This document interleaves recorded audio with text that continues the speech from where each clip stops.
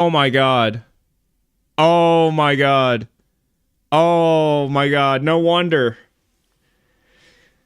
Oops. Am I live? Oh my god. Oh my god. Oh my god. Fuck. Damn it. I thought I was live this whole time. I thought I... Fuck. Dude, no wonder.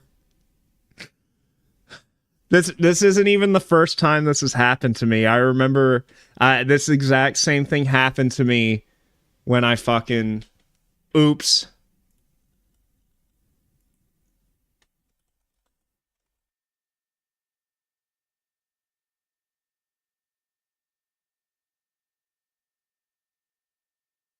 Hold on. Let me ping some people. Oh, shit.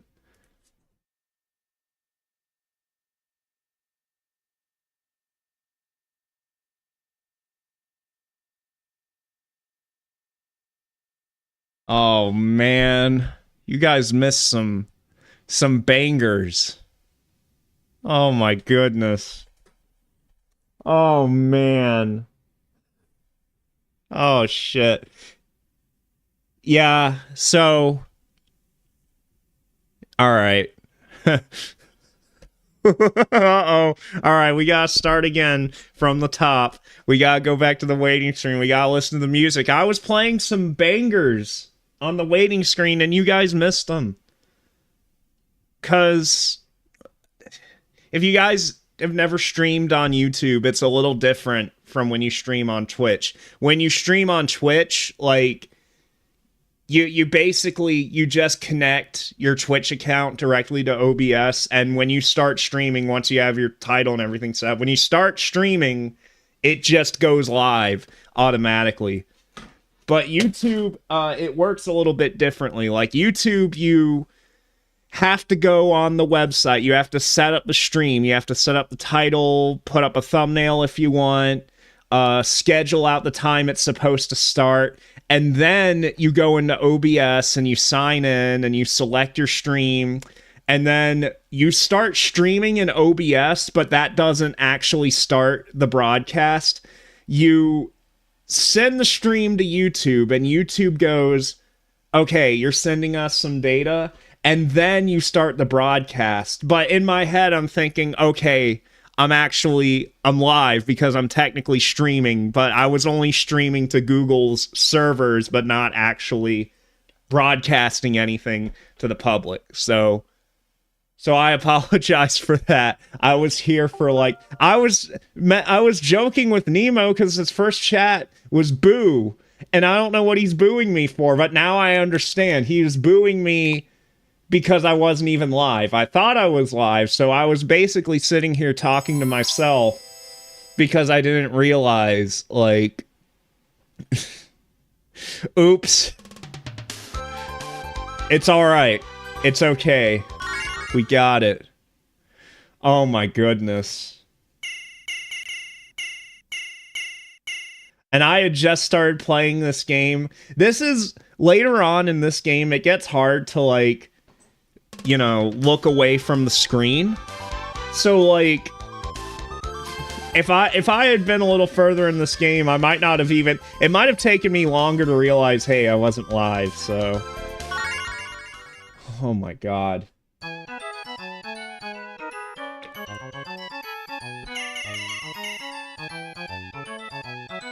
So now I have to... I was saying a bunch of stuff, and nobody heard it. So I don't even know, was I saying anything important? I don't know. I thought about streaming. There's a new hack out for Sonic Mania. It's Sonic Mania Mega Mix for the PC version.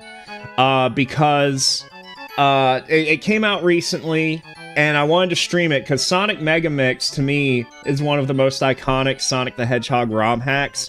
And it's basically been completed as a Sonic Mania thing. And I thought about streaming that, but I don't know. I was like, let's just play random things and see where it goes. Let's see if we can go without scaring the Huzz.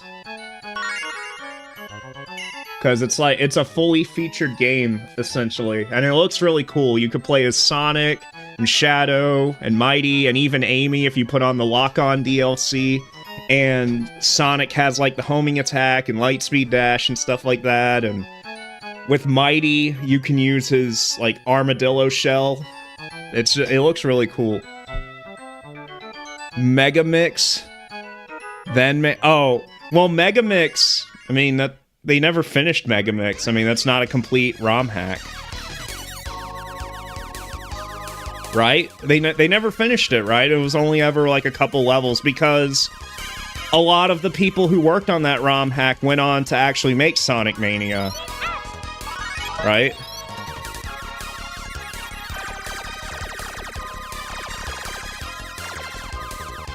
Yeah. I have the mod installed, so it's all set up. It's just I have to decide. I gotta see if it passes the vibe check.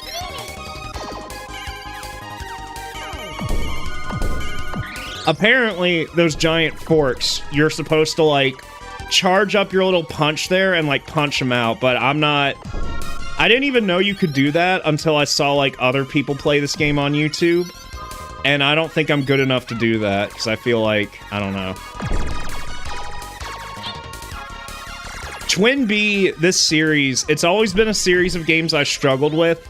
Well, just, I don't know if there's a name for this type of shoot. I mean, everyone calls this a cute 'em up, and yeah, that's what it is. But, these types of games where the power-ups, like, juggle across the screen, and you have to try and get them while dodging all the shit. With Twin B, it's, like, it's a little more stressful, because you have to, like, shoot the bells to change what they are. And I'll be honest with you, I can't remember, like, what color corresponds to what power-up. I would have to, like, bust out the manual and see what's what.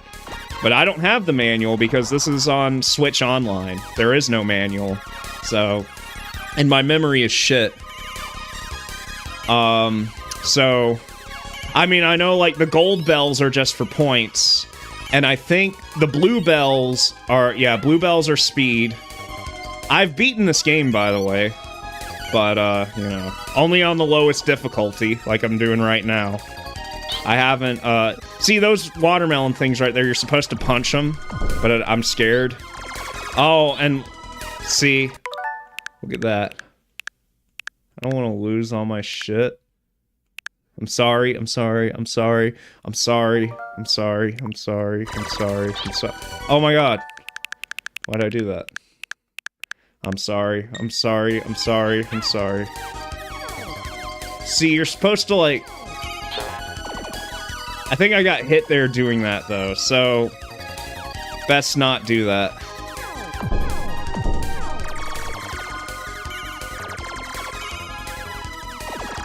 But man, I don't know. I don't like, the Super Nintendo, how Super Nintendo games typically sound. It's got this little twang to it, but, you know, like I was saying when I thought I was live, Konami, whenever they had to make a game for the Super Nintendo, they came in there with that zest. They brought in the sauce. They brought in the seasoning. They knew how to, like, make bangers on the Super Nintendo. Like, sound, music-wise. They knew how to fucking... They knew how to cook. Friggin' Sparkster, Castlevania, friggin' Twinbee.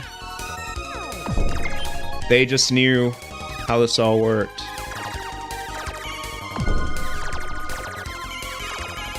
Alright, and that thing, what does that do? That, I think that gives you, what, a bomb? I wasn't paying attention. That's right, you do have a screen nuke. I'm gonna save it for the boss, though. I lost my other guy. Oops. And I forget what color bell you need to get your other guy. There it is. It's green, right? That was the green bell that did that? Okay, I'll have to remember that. Yeah, Turtles in Time, yeah. Yeah, Konami knew what was up. For sure.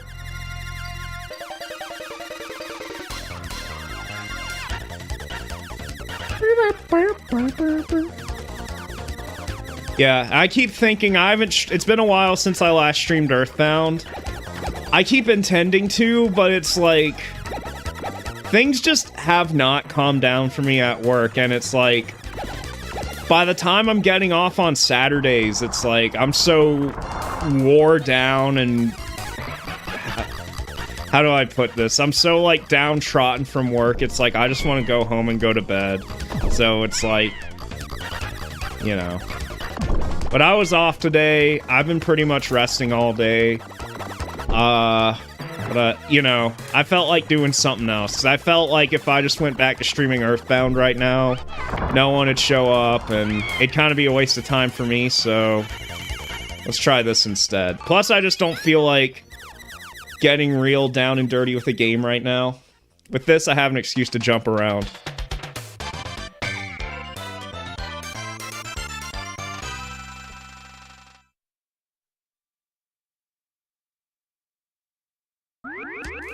Yeah. Yeah, I'll go back to it at some point. I just, you know. I had some prospects to be more productive last month, and then, you know, the snow happened. And which, you know, that's been a while from now, but the snow, all that shit happening, that basically threw everything off. It kinda... And maybe it's a little bit of neurodivergence, but I basically had to completely uproot my life for a little bit to accommodate for working around the snow. And, I guess it's a little bit of neurodivergence there, where that just doesn't make me feel right, and that gets me all stressed out and anxious when things aren't normal. But things haven't really been normal for a long time, and I think that's what has my brain chemistry all out of whack. I can't, like...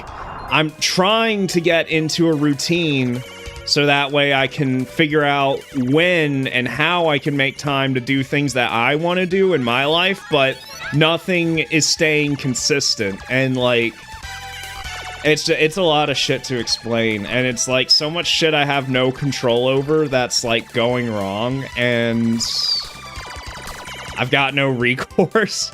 I mean... If someone... I'm not gonna play the lottery because sunk cost fallacy. But if somebody wants to play the lottery for me and find the Mega Millions ticket and give me all their winnings so that I don't have to, like, ever work again, I can live, be in my home all the time, and still be able to pay off all my debts and bills each month. Like, that would be really nice, actually. But, you know... Why would someone win the jackpot and then, like, not keep it for themselves, you know? It's foolish. Especially the way things are now. It's like, man... I won't get into it, but... If you gotta have a car right now, it sucks. But I just filled up my tank right before the gas prices started going up, so I'm good for a while. I literally, like, I haven't gone anywhere outside of town since Christmas. Like, when I did my last-minute Christmas shopping, I went out to the city to do that. But literally all I do is I just drive from work and I drive to home. I mean, I drove out to the park today to do some exercise, but, other than that, not going anywhere unnecessary. Because can't afford to.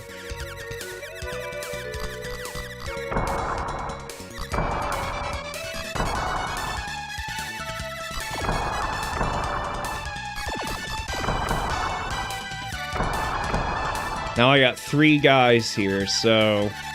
I'm not exactly sure what the best weapon is.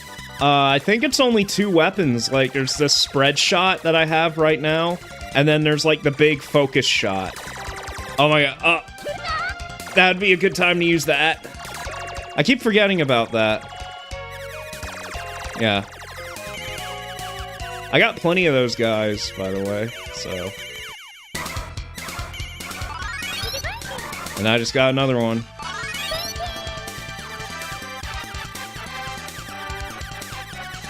Hell yeah. Hell to the, I've been in such a slump, though. I don't know, like... I tried looking this up when I was a kid. Well, not when I was a kid, I was in college. It's hard to believe even that was kind of a long time ago now. But I always felt like there was some, like, mental disorder that, like, made it so if it's shitty weather outside, it, like, gets to you. I guess it's not a thing, though, but I swear it happens to me. Like, when it's snowing outside and I'm fucking stuck, or if it's cloudy and rainy and shit like that shit really negatively affects me mentally. And it makes... I get either really mad or, like, depressed. Like, I don't know. I feel like that's not a real thing, though. But, like, I swear it has to be, because it happens to me. Like, all that snow we had, that shit really... I mean, mainly, I could tell you what it is easily. It's mainly anxiety, because it's like, well, shit, what if I can't go to work, you know, for an extended period of time, and I run out of PTO? I've got so much debt I have to pay, it's crazy, and my rent just went up, but it's like, that's the shit that gets to me. It's like... And then I think, what if I go to crank my car and it blows up? It's like, I literally can't afford another car. Even like a shitbox car. Like, I can't afford that. Think I got that much saved up? So, I start to get in my feelings about that sort of thing. Sorry, I can't read everything in the chat right now. This game is fast, even on like... on the baby difficulty I'm playing on right now.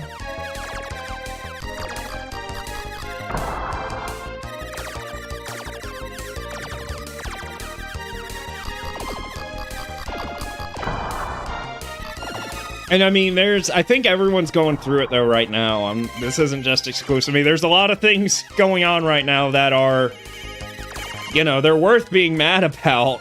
Like, you know, you can't help but be mad about certain things happening, you know.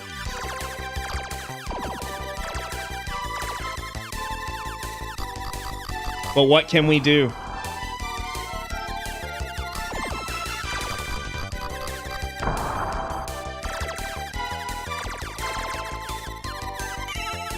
And I hadn't been playing... I was doing so good in January. Like, I was playing so many games in my free time. I started, like, an Excel spreadsheet, and I basically haven't really played anything at all, like, this past month, back in February. I don't think I added a single game to my fucking Excel spreadsheet where I was keeping track of all the games I was playing throughout the year. So I need to get back on that, for sure. And, you know, work on these videos again, because I've got a few videos written down, and, you know, that's kind of the hard part, is getting things written. There's another video that, like, I really want to make, but, I had my friend go over it with me, and he likes the idea too, but, he thinks I should kind of go back over it and make some fine-tuning to it, and I agree with his criticisms, but I just gotta have time to fucking make it, you know? That's what sucks. I wish I could, like, find another YouTuber who also works a full-time job, but has good, high-quality output. I want to pick their brain, for sure.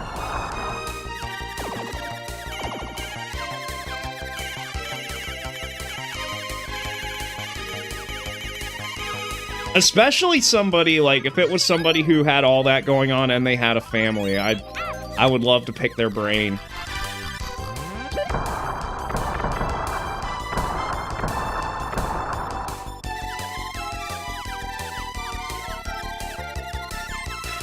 Twin Beat, Konami. Oh, that's... yeah, I know what that is.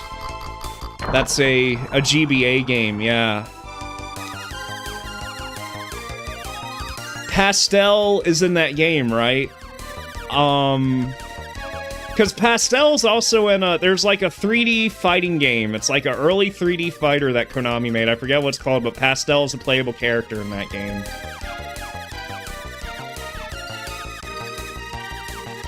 And I love Pastel. Pastel is such a cutie, but even though I'm playing as Twinbee right now and not Winbee, so Light is the pilot right now.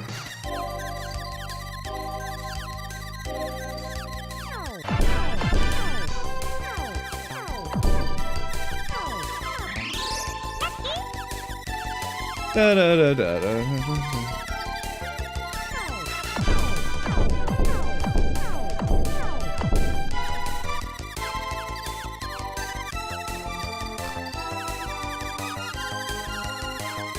Not the best. Well, I had, when I was a kid, I had the Cartoon Network racing game on GBA.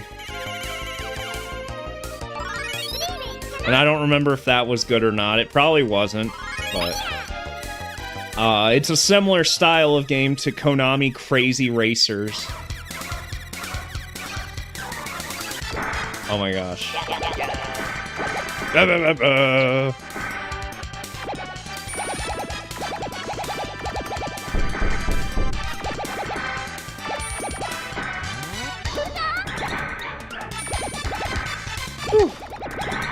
I'm not paying attention to my position. Oh, oh, oh. Oh, fuck.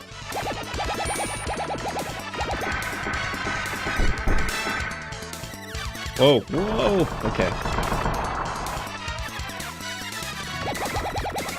Oh.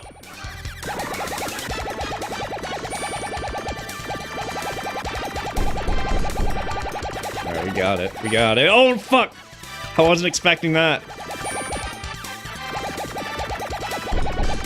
I gotta watch out for his fuck you laser. Oh, it's fine. We got it. Bells, bells, bells. I don't know what all I got, but yeah, let's take that. Look at her! Isn't she such a cutie? Yeah.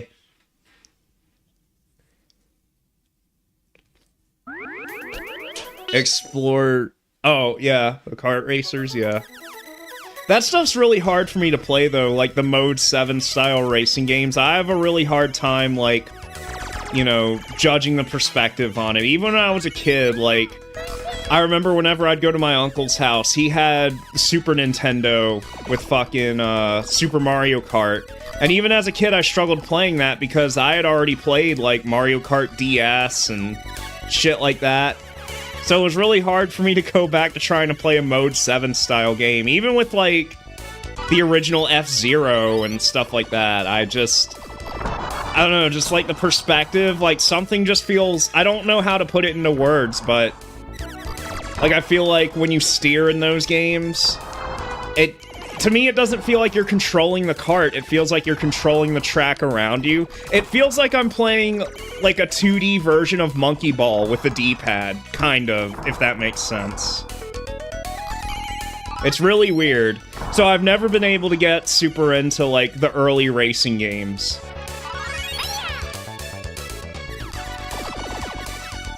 And even Mario Kart 64, like... To me, it kind of feels like that to a degree. But it's not the same thing, because Mario Kart 64 actually has 3D environments, but it's the inverse, where, like, the character sprites, I mean, they're still 2D sprites, but the environments are all 3D, and it just feels weird. But, like, there's so many better racing games from that era. Like, even on the 64, you have, fucking Diddy Kong Racing. That is a much better game than Mario Kart 64, in my opinion. I prefer Crash Team Racing. That's my favorite kart racer from that era. I just think that game, like, even to this day, like, they nailed the controls and everything. Like, it's still a fun game to go back and play. But you go back and play the old Mario Karts, and it's just like, ugh. I don't like it. I think Rare and Naughty Dog had a better, like, grasp on how to make racing games back then.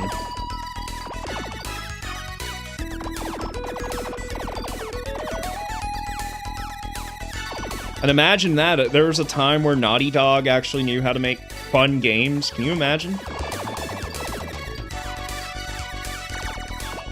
Yes, that was true at one point. At one point, Naughty Dog actually wanted you to have fun playing video games. You know, there was a time when Naughty Dog wasn't the video games aren't supposed to be fun company. I know that's hard to believe, but it's true.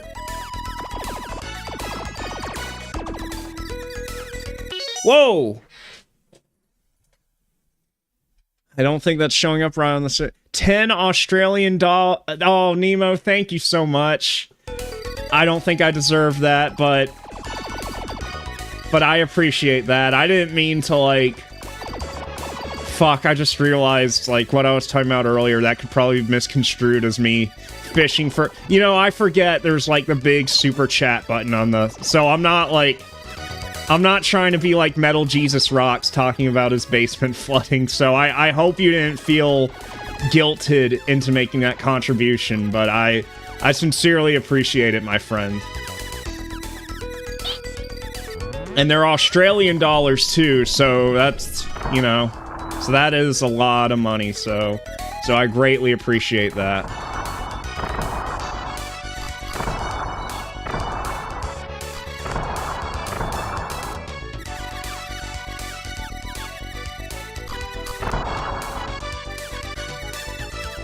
No, I don't deserve it, but I do appreciate it. But you guys haven't even, you know, I've got to do something to deserve that money, and you guys are gonna see that soon. You guys haven't even seen my full potential yet.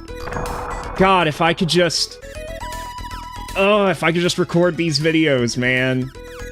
I got these banger videos coming out, though. I had to stop myself with some of them because I don't want to... There was a time where I was like, well, maybe I should, like, chase trends, you know? That'll grow the channel. But I don't want to do that because, like, that's like making videos that are going to expire. And it's like, no, I want to make things that can be revisited. Like, I still get so many views and so many comments on those Dragon Ball dub videos that I made, and, you know, if I made those videos today, I'd make them a bit differently. I'd probably put a little more care into them, but, you know, you guys are gonna see. I got some bangers coming out. Or bangers in the works, I should say. I don't know when they're gonna come out. They're gonna come out, but, you know, gotta have time. My phone is reminding me of important shit, so I gotta keep that in mind.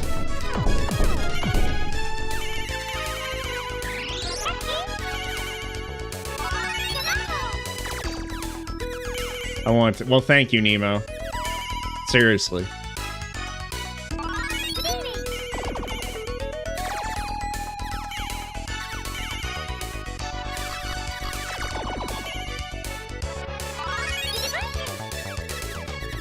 It'll be out when it... Yeah. I guess I hate to sound like Linkara, but I guess the difference is that I'm not being indignant about it. Like, if people ask me, when are you making something? I'm not gonna be mad at them. Because I'm right there with them. I'm frustrated, too, that I'm not putting out things more often. Like, you know... I should be, but, like, I can't... At this point, I can't blame anything but my neurodivergence. Like... I don't know. I don't know if it's some type of autism or something, but it just makes it to where I can't, like... Like, I literally have moments where if I'm not... I can be at work and I can be super focused. Like, I don't...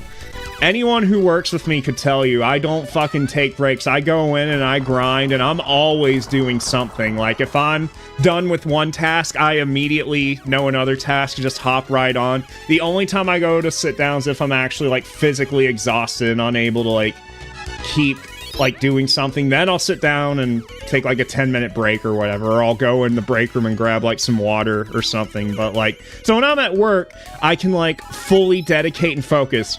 And, well, because I have to, because that's, if I don't do that, then I can't pay my rent. So, of course I'm gonna do that. But when I'm at home, I literally have times where I just, like, stop and stare at the wall and don't do anything. Like, I'm like, oh, like, I'm literally a zombie, and I think it's because I, overexert myself. Well, it is because I overexert myself at work, but, you know, I mean, what can we do? We gotta do something. We gotta Gotta pay our bills. And it's like, I don't know, I feel like, maybe it's just me, but I feel like in this world you can't, like, you have to either be a leech or you have to be an overachiever. There's no happy medium, because, like, if you're not an overachiever and you work, like, an hourly job, you know, I don't know anything about the salary life, but if you work, like, for an hourly wage and you're not an overachiever, your bosses are gonna find ways to cut you and reduce your hours if they can, and, you know, you don't want that, because then you might not be able to afford all your bills. So you have to be, or I have to be an overachiever, because I fear that kind of retaliation against myself. So the only recourse I have is if I decided to be a leech and have a mental breakdown at work, and then, be able to live off of government assistance because of that. I remember when I was a kid, we had a neighbor, that's what he did. He never had to go to work a day in his life after he had, like, a mental breakdown at work, because he was able to get on government assistance, and evidently he makes a lot because he has a pretty nice house, but I don't want to do that, because that comes from the money that people... Oh, fuck, did I die? Shit. Okay. Sorry. Let's try that again.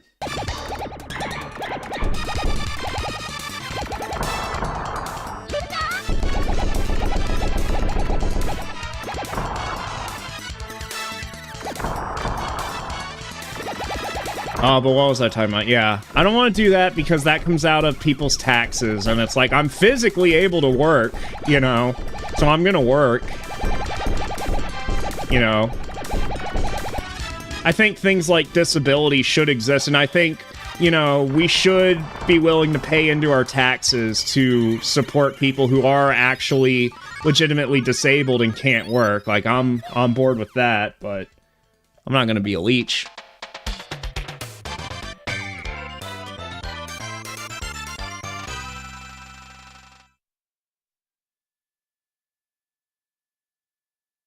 We just made Dr. Wily cry. Can you believe it? That's Dr. Wily. Konami just committed big copyright infringement. They stole Dr. Wily and made him the villain of Twin Bee. Can you believe it?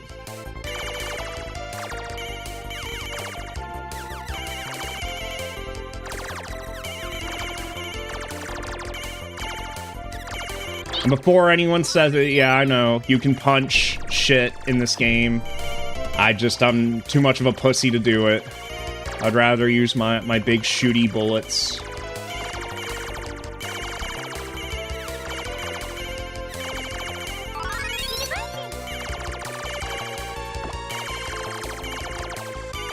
Man, why do I have heartburn all of a sudden? What did I...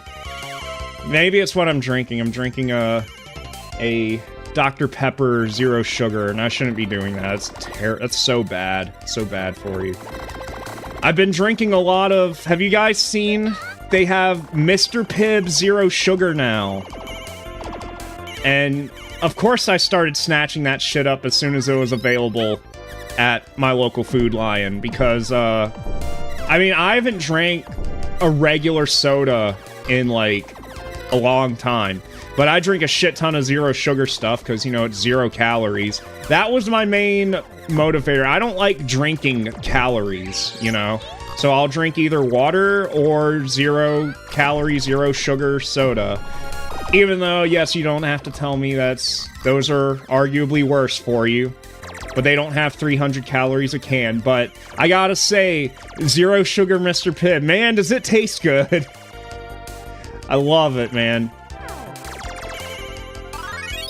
It sucks, though, because, like, you know, in this town, like, this is such a small town and everything sucks, so whenever we get anything new, like, if we get, like, a new restaurant, new business, or a new product in a store that might have limited availability, everyone just decides they need to buy it all at once. So when they first started getting the 0 sugar Mr. Pibb, there was a sale on Coke products at Food Lion, so they had it the cheapest. they were buy one, get one free, so that makes them like $5 each for like a fridge pack, like a 12-pack of cans. But they sold out of all of them because everyone started fucking buying them, and they didn't get any more in until after the sale went off.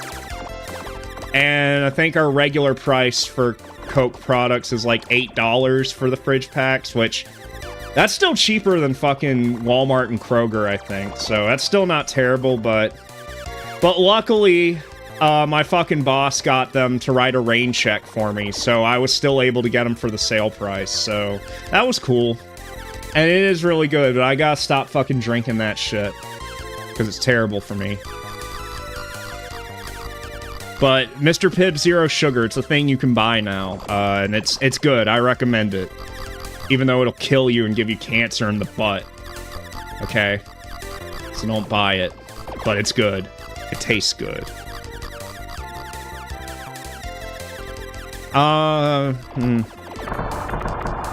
It's probably not random, Ryusei, because I was embarrassed to admit it, but I had, I DoorDashed some KFC earlier, and I shouldn't have. I was just too lazy to cook today. It was my day off. But I DoorDashed some KFC, and I got one of their, fucking bacon wrap things. That's probably what it was, to be honest with you. I think I'll be fine if I just sleep it off. But I was too embarrassed to admit that I had KFC for dinner. Because KFC is like... I mean, all fast food. You know, I was proud of myself. I hadn't had fast food in months, and then, like...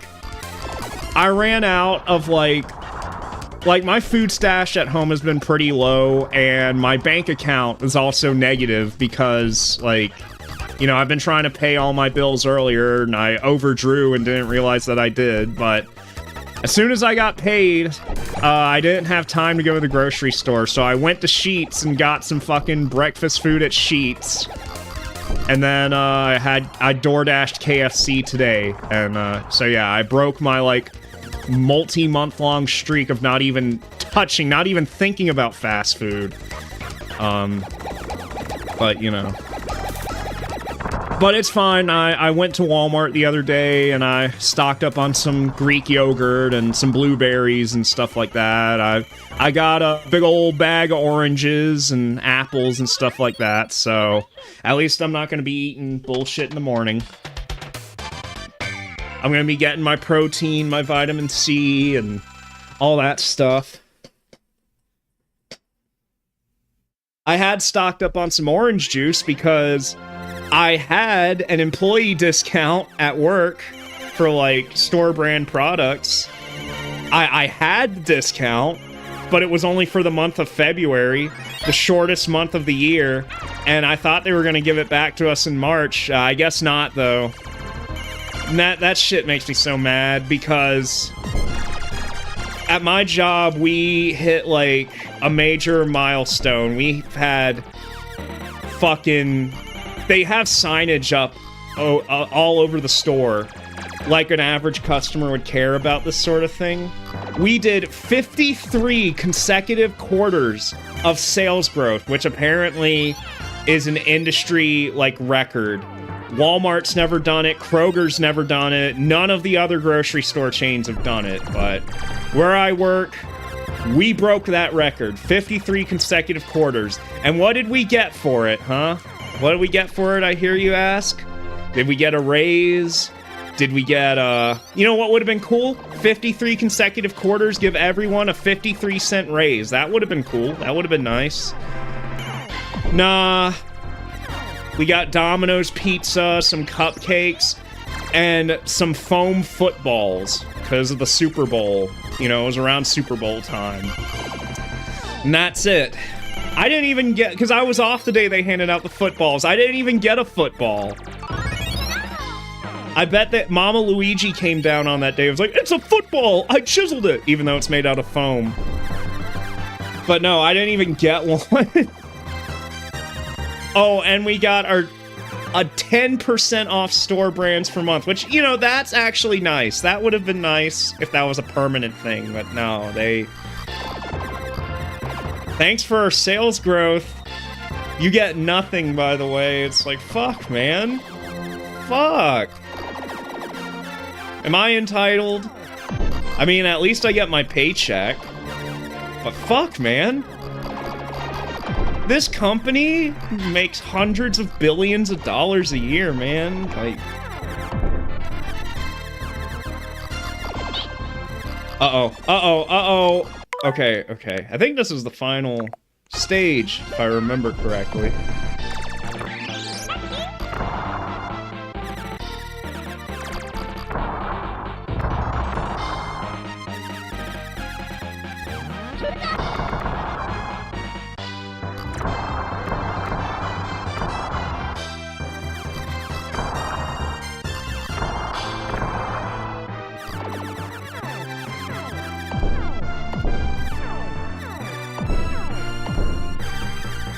Arby's, yeah. Yeah, I like Arby's, but you know what's weird about Arby's? There was like a new Good Burger movie that came out a while ago, and okay, what is Arby's known for? All right, in my head, when I think of Arby's, I think of like their roast beef sandwiches. Like that's what you go to Arby's for primarily. If you want a roast beef sandwich, I mean, I know they have other stuff, but that's their thing. You can't get a roast beef sandwich at fucking McDonald's or Burger King or whatever. You know, you go to Arby's because you get what they have to offer that's unique. But when Nickelodeon was putting out the new Good Burger, or whoever did it, Paramount or whatever the fuck, they decided to have a tie-in with fucking Arby's, of all things. Are you kidding me? Arby's doesn't even, unless I'm wrong, Arby's doesn't normally sell burgers. So you're gonna, like, what, you couldn't afford a licensing deal with McDonald's or Burger King, you know, places actually known for their burgers, or fucking Wendy's or whatever? Nickelodeon has other shit with Wendy's. They did, like, the fucking SpongeBob meal or whatever. No, let's fucking, for our burger movie, our movie about burgers, let's partner with the restaurant that doesn't even normally sell burgers. Now, they made, like, a burger to promote Good Burger. You could get the Good Burger burger. So at least for the time of the promotion, they were selling burgers. But it's like what were they thinking? What was the thought process there? I genuinely believe that, like, no other restaurant chain wanted to work with them, and Arby's was like, I guess we can temporarily put a burger on our menu. You know, if you wanna... And we'll work with you guys. We'll work with you, Paramount. Wait, Good Burger? Didn't Dan Schneider make the original Good Burger? Wasn't he a producer? Wasn't he outed for being a pedophile or whatever recently? Can I talk about that on YouTube? I don't think you can say that on YouTube. I bet the Arby's executives thought that, but, you know... That's probably why, because I think that was around the same time Quiet on Set first came out, and nobody wanted to touch it except for Arby's. Arby's was like, oh, well, we don't care if it's a pedophile movie, like, you know. Like, we're Arby's. We don't care.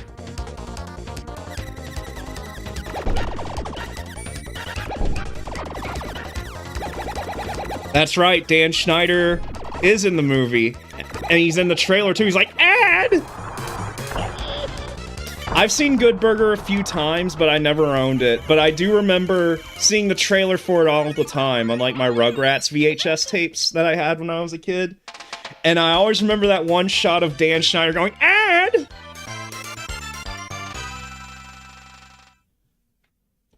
Welcome to Good Burger, home of the Good Burger. Can I take your Good Burger? Fuck.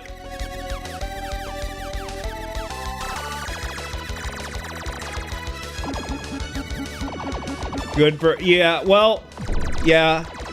I mean, I can't really speak on Good Burger because I haven't seen it since I was a kid. I used to only catch it, like, on reruns because I never actually... Like, I remember the trailer more than I remember the actual fucking movie itself. But I do remember... I'd have to find it somewhere. But, I remember taking one of the openings to JoJo's Bizarre Adventure. Like, the David Productions JoJo anime. I took one of the opening songs from it, and I synced it up with, like, the first couple of minutes of Good Burger, and it actually, in my opinion, it fit perfectly. I would have to find it. It was one of I forget what the opening's called, but it's one of the openings from Diamond is Unbreakable. I think it was the second one. I can't remember the names of the songs because it's hard to believe that. Like, I was watching, like, I read Diamond is Unbreakable. Like, I've read the manga all the way up through Diamond is Unbreakable. I haven't read all of JoJo's, but I've read at least through Diamond is Unbreakable. And I had gotten up to that point before the anime adaptation came out.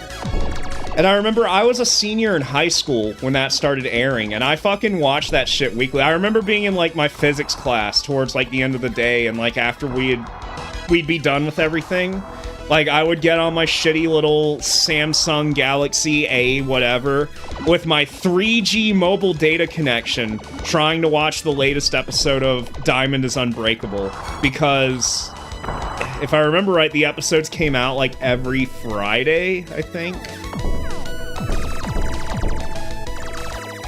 I don't even remember what site I was. I might have been using Crunchyroll back then, to be honest with you, because, like, I don't know if you guys remember Crunchyroll, like, how it used to be, but, Crunchyroll used to primarily be a free website where you could watch a lot of their stuff just flat out for free, but they had ads. It's kind of like the way Tubi is now. Crunchyroll was basically like the anime version of Tubi, but they still had their premium service for $7 a month, and some of the stuff was premium exclusive. It was mostly, like, things that were being simulcast with Japan, like, being aired at the same time as when it would air in Japan.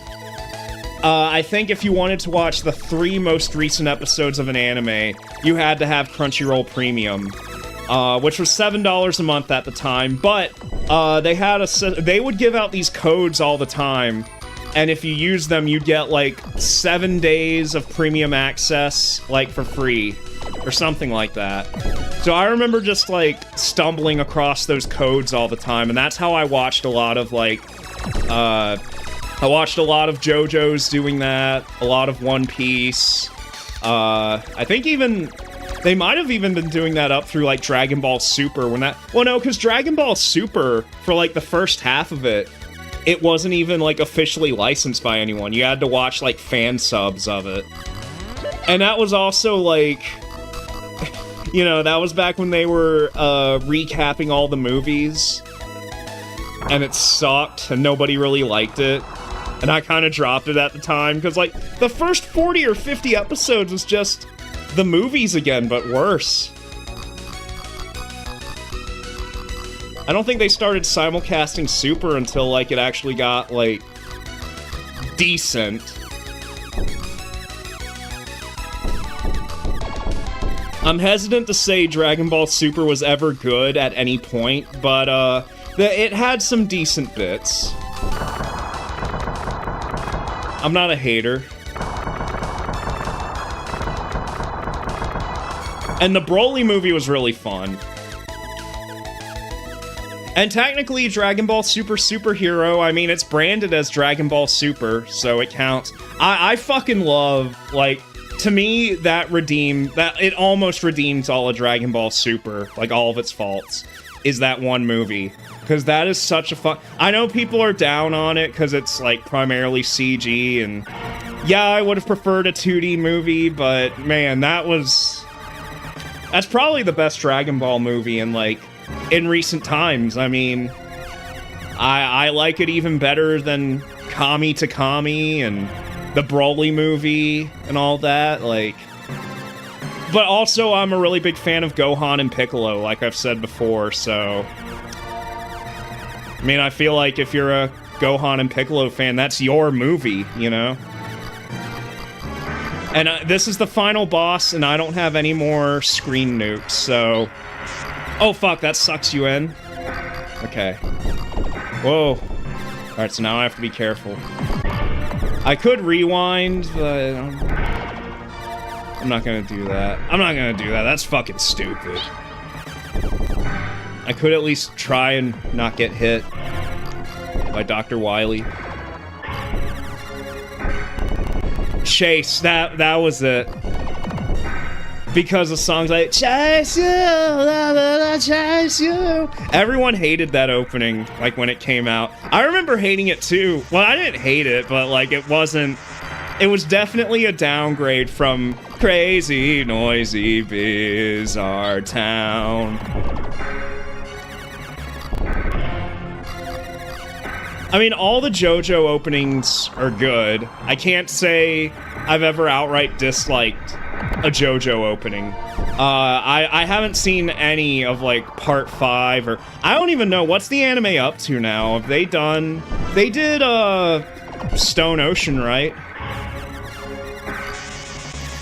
I was looking at Pluto TV. I've been watching a lot of Pluto TV recently. They have a lot of anime on demand that you can just stream. They have JoJo on there, but it only goes up to Part 5, so... But I think they did Stone Ocean, what, it was like exclusive to Netflix or whatever. It's too complicated, just download. If you want to watch anime, just download it off or something. Put it on or buy, if you're gonna spend money on anime though, don't even waste it on streaming services. Buy the fucking Blu-rays. But you can't even do that because, like, Crunchyroll is just like, they're just pissing away all of their good grace. I don't know if you guys have seen this, but apparently internally, I'm gonna rewind. I think I can salvage that. Apparently there's an internal rule at Crunchyroll with how they restock their merchandise on their online store. If they deem a product to be a slow seller, and it's something they have on back order, because if something's on back order on the Crunchyroll store, you can still order it, and then when they have it, they'll charge it and ship it out to you. But if they deem something to be a slow seller or whatever, they'll just axe it out of their warehouse and just not fulfill your order. I mean, they'll give you your money back, but it's like, you know, they're doing that to a lot of discotheques titles. And, you know, what they consider, it's unknown what they consider to be a slow seller, but let's put it like this. The 4K Blu-ray of Robot Carnival is not going to sell as much as a Freerun keychain, you know? And that's what I wager most people who use Crunchyroll actively, you know, to watch. Because what are you using Crunchyroll for? You're using it to watch the newer anime. You're not watching old anime on Crunchyroll, and you're buying shit like Freerun keychains. They probably move like millions of those things, but they probably only sell like a couple thousand units of, like, you know, Robot Carnival Blu-rays. I don't know why that came to mind. Maybe it's because I watched that recently. Fuck. Man, this is tough. Sorry for rewinding, but shit. And it's like, the frustrating thing is, we used to have Right Stuff. Right Stuff, you know, it's no coincidence that, like, I slowed down on my anime collecting when Right Stuff went down, when Crunchyroll acquired them. But I had a few outstanding orders with Right Stuff, like when they were in the middle of the transition, and they got fulfilled by Crunchyroll. And for that first little bit, like when they first got acquired, it wasn't that bad. It was basically a similar experience.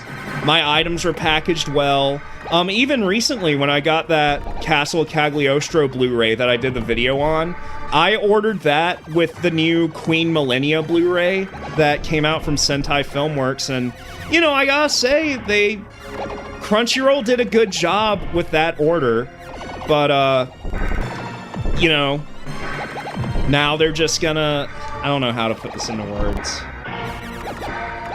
I'm also trying not to die. One hit and I'm gone. So, it's hard for me to talk and do this at the same time, but, like... But it's like, Right Stuff was basically the only place I ever wanted to buy anime Blu-rays from. Because you can't just walk into a Walmart. Like, you'll find some anime at Walmart, but not everything. And all mass merchandisers are, like, downsizing their physical media. Hell, Best Buy got rid of their entire Blu-ray section in store. I don't even think they sell them online anymore. So Walmart's not an option. Best Buy is not an option. Amazon is an option, but almost half the time I order fucking video games or Blu-rays from Amazon, they just throw them in bubble mailers, and when I open them, the disc is loose, and that shit pisses me off. So when it came to anime, I always went to Right Stuff, because I knew they would pack it with care, I knew they would take care of everything, but then Crunchyroll acquired them, and now Crunchyroll sucks, and And I've also seen, I don't know if you guys saw that, but so when they acquired Right Stuff, they also acquired their warehouse, but they put their warehouse up for auction, so they're not even going to have the infrastructure anymore to sell all the items they sold before. And also, you know, not to mention Right Stuff had like a hentai section of their website where they sold like, you know, hentai DVDs, Blu-rays, hentai manga, stuff like that, you know, adult content. It was a separate section of the website, but it was all under the same company. Crunchyroll doesn't do that because they're under Sony, they're under this massive monolith, and Sony doesn't want to be known for ew, porn, ew, no, ew, gross, ugh. No, we don't want to do that, no. So I guess if I want to buy new anime Blu-rays, I guess I have to go to Amazon. I don't really like Amazon either, but fuck. I mean, they're still listing stuff on the fucking Crunchyroll store, but it could just get canceled, so why would I even waste my time?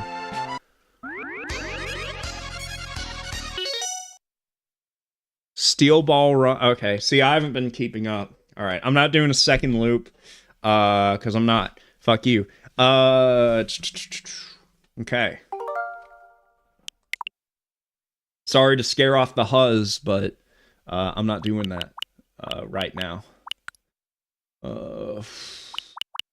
Okay. So now what are we doing? What are we doing now? Donkey! What are we doing? What the fuck? What the fuck?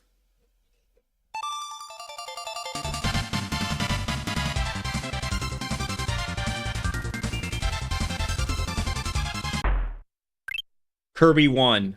Let's play Kirby 1.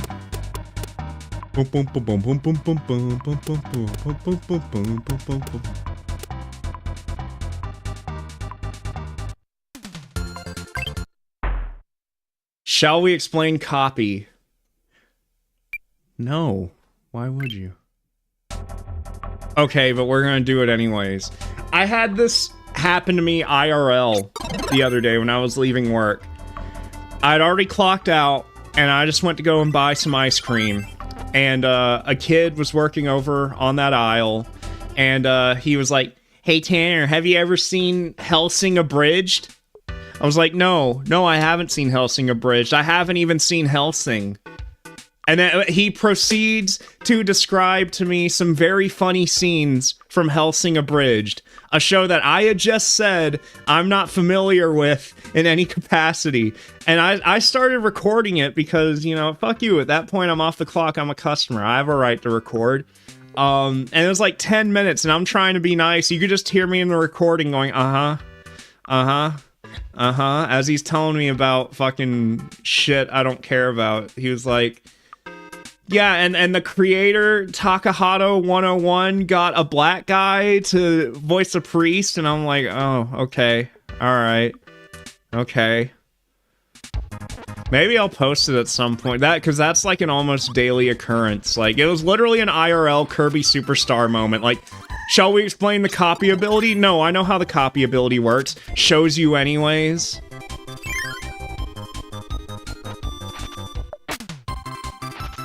You know, I mean, I'm not gonna be inflammatory and tell the kid off and be nasty, because I get, you know, he's probably autistic or whatever and doesn't understand, but man, he talks to, like, our 45-year-old managers about fucking Has-Been Hotel and shit like that, and I'll, like, overhear it from my station, and, like, I have to, sometimes I have to walk out and go to the bathroom because I get secondhand embarrassment.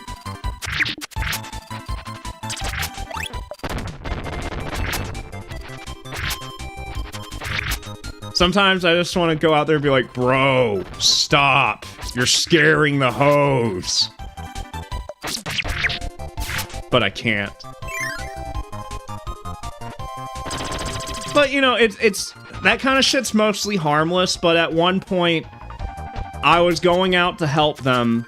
I was helping another department finish up a truck, and I went out to a certain aisle of the store, and that kid's out there too, and I didn't know he was gonna be there, and he just immediately starts going off, like, you know, telling me all about his Warhammer collection, and, you know, telling me about frickin' One Piece death battle and stuff like that.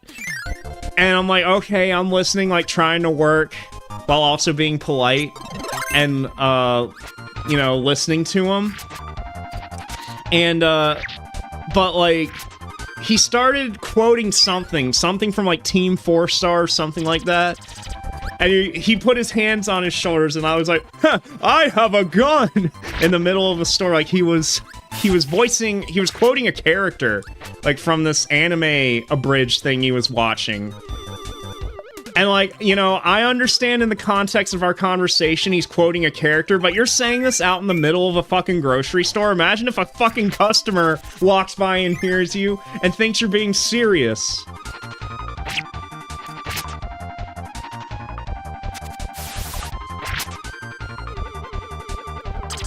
Like, golly.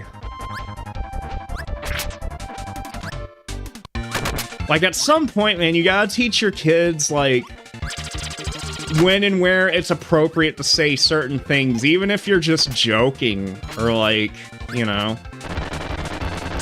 or quoting a cartoon.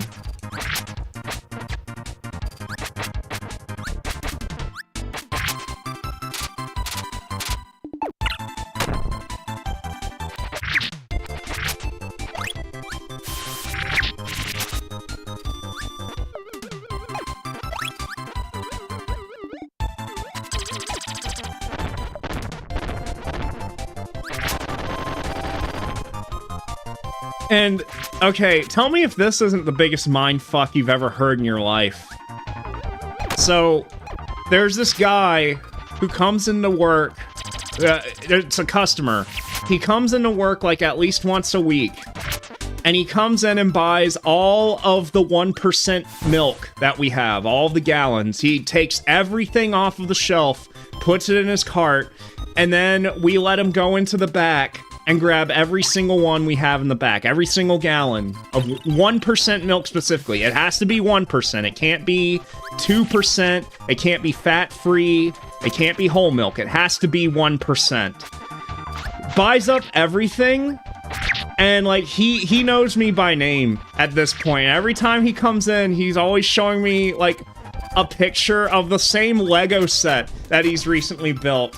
And he always brings, like, a really small Lego piece with me. And he's like, hey, Tanner, look at this. And he, like, pulls me over to the side, puts his hand in his pocket, opens up his palm, and he just has, like, a really tiny Lego piece.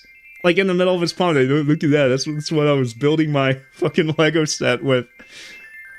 I was like, what a mindfuck.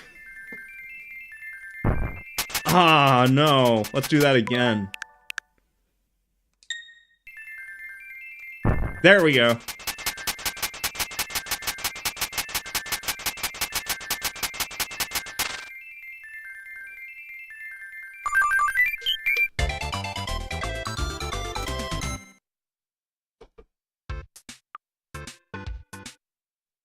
He does that to everyone, though. He just, like, pulls out his fucking Lego.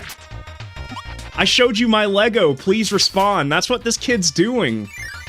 Not a kid, he's a grown-ass man. I think he's older than me. I don't know. But, fucking... Oh my god, man. I don't know what's... There's something in the water, I think. I don't understand it.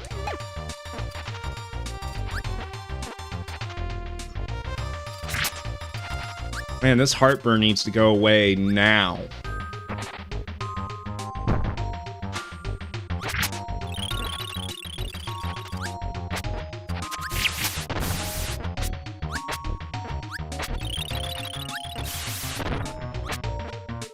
Oh, I want that.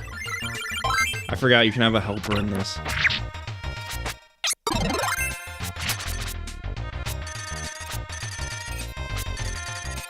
Well, I don't hate autistic people, Nemo. I don't hate anybody, honestly, but like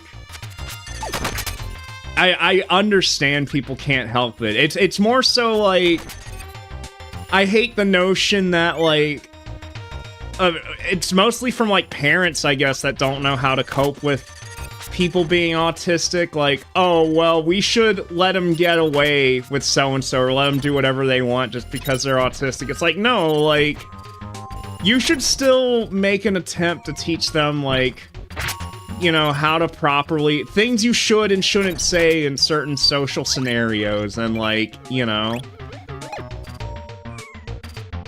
like if they say something inappropriate, you shouldn't just like, you know, ignore it, like, or if they're in a, like, we see it often where like autistic adults will be like, oh fuck, wait, that's gonna go away, wait, no, what the fuck is that? Are you kidding me? What? No, but we see it way too often, like on YouTube and shit, like, these grown-ass, like, 40-year-old men have, like, super infantile interests. Like, you got 40-year-old men obsessed with, like, Barney and Blue's Clues and stuff like that, and it's like, it's probably because their parents, like, fed into it and never was like, okay, like, you're, like, 40 now, you shouldn't be, like, still watching Barney, you know? And obviously it's a spectrum, like, not all autistic people are the same, but still, like... So I don't hate autistic people, I just... I hate the, how society handles autism, I guess. It sort of dehumanizes them, you know? It's a lot of...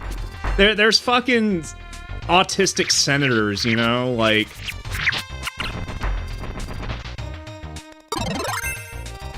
Hell yeah, it's bonkers v bonkers. Get rid of this fuck... How do I... No, I don't... Okay, that's fine. Oh yeah. Yeah, you have to be.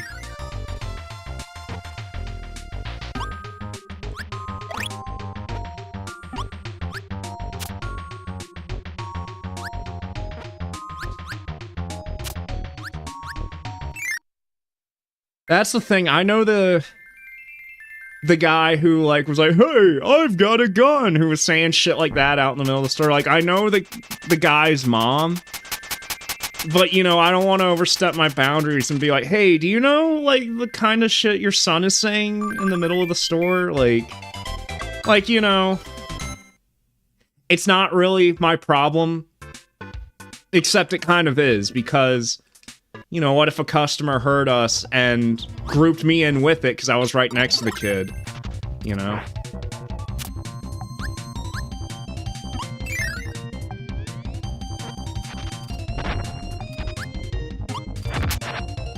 This is the We Hate Autistic People stream. This is the stream where we support eugenics and try to eliminate autism. That's the central message of this theme. We hate autistic people, and if you're autistic, you're not wanted. I'm just kidding. I'm just kidding, guys. I'm just kidding, all of you autistic idiots who can't tell what sarcasm is. I'm gonna tell you I'm just kidding, because I know you can't fucking tell because you're autistic, and you don't know. No, but seriously. No, but seriously, this game is a classic.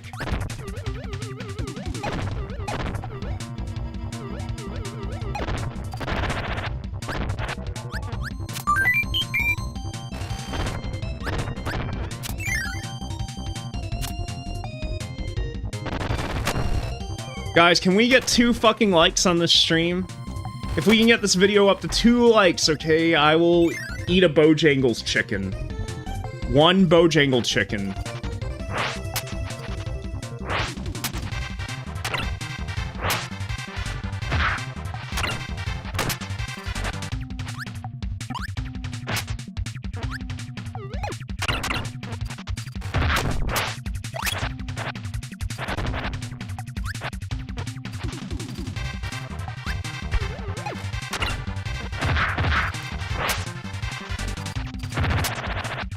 I really don't like this ability. I'm getting rid of it. Here. Also, I don't like that your helper's called CP. That's not good. It's no good.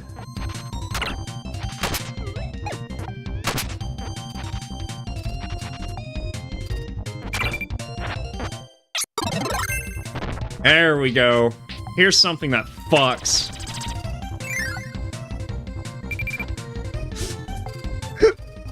I'm sorry, I was just thinking of something that my friend said the other day. It's not gonna make any sense if I just blurt it out, though. Fucking...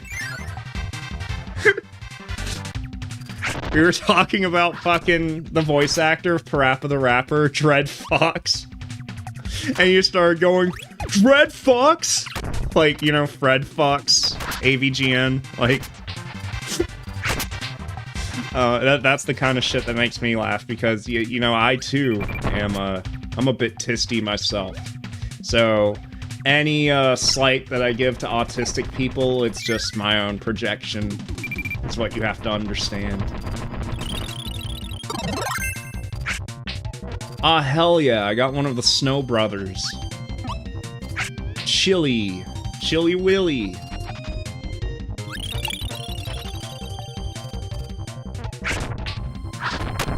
But I hope you guys have been doing good. Those of you who are here tonight, it's been a while since we've last talked. I haven't been active on Discord, like at all. Like I was saying earlier before I went live, this is the first time I've been on my PC in a few days, and I deleted Discord off of my phone, so I don't have a way of looking at Discord while I'm on my phone. Just because all the notifications I get, and while I'm at work and everything, it's just a source of stress I don't need in my day-to-day life. Like, when I'm ready to, like, use Discord, I'll just use it on my computer, you know? But, I had a few messages from, like, another YouTuber who was concerned about me, but, so I meant to start streaming a bit earlier, but, you know, I wanted to respond to all of his messages, and, you know, make sure we're cool and all that. But yeah, I just haven't been using Discord much. I've honestly, to be fully honest with you, I know I said in that one Earthbound stream I did a while ago that I was going to delete the Discord server. I backed out of that decision, but then that was like right before all the fucking shit started coming out about Discord and what they're gonna be doing, and... Well, let me put it this way. I'm not exactly enthusiastic about using Discord. With all the shit. I did hear that they're backing out of, like, the one partner, or the one company they were gonna partner with to do ID verification, and that's good, but... I mean, I don't know if they're... I mean, it seems like they're still gonna do it one way or the other. You know, I kinda knew this shit was gonna come once Discord became a public company. So I'm not exactly thrilled about Discord, and I really... It's like, I like the idea of having a Discord server, but I don't really want to incur... Oh, fuck. Let's try that again. No. There we go. I don't want to encourage people to use Discord because you know... I'm not uploading my ID to use Discord. I'm just flat out... That's a no. So, if it comes to a point where Discord becomes completely unusable for me, without uploading my ID, then I just... You know? I'm just not going to use Discord anymore. My understanding is just the usage is going to be limited. Like, you can't look at, like, NSFW stuff on Discord if your account's not verified, which... You know, I mean, if I'm gonna look at porn, I'm not going to Discord for it. Like, gooning in groups, that's a bit weird. Oh, no, no, no, no, I don't want that. I don't want that. I want to keep the yo-yo. Yeah.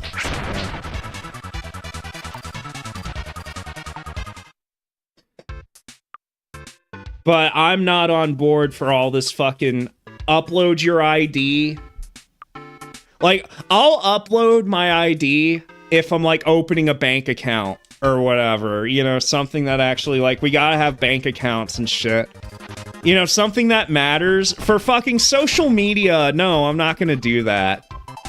Are you kidding me? Like, fuck that, dude. Like, and so many people kind of justify and go with the flow because they're like, well, everybody's doxxed, and technically I am too because my job got hacked, so all my fucking personal information and my old bank account, the fucking routing number and everything for my old bank account, it's all out there on the internet. But I'm on a different bank account now, so if someone figures out like my bank information or the information that leaked, it's not going to do them any good because I don't use that bank anymore. But it's still not an excuse. Like, it kind of concerns me how much people are okay with their privacy being invaded, like, willfully.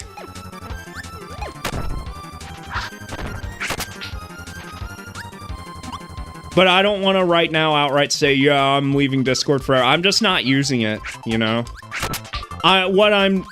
What I was trying to do was I was trying to find an alternative. And there are some, but they're just not as feature-rich as Discord is, so it's like, I sort of have to evaluate what I want out of my social platforms, you know? And what's worth having and what isn't worth having, you know? Right now, I'm leaning more towards Discord isn't worth having. It sucks because it's like the only way I can communicate with a lot of people, but I'm not gonna, like, I'm gonna stand my ground. I'm not gonna support a company that's gonna make you upload your ID to use it. I'm not gonna support that. I'm sorry. And I'm not gonna compromise my morals on that.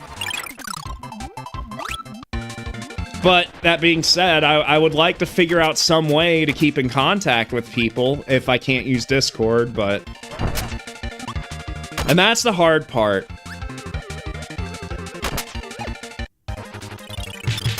Because I haven't found anything... I found one service that I was almost satisfied with, but it's just... It doesn't quite have everything that I want in it yet, but...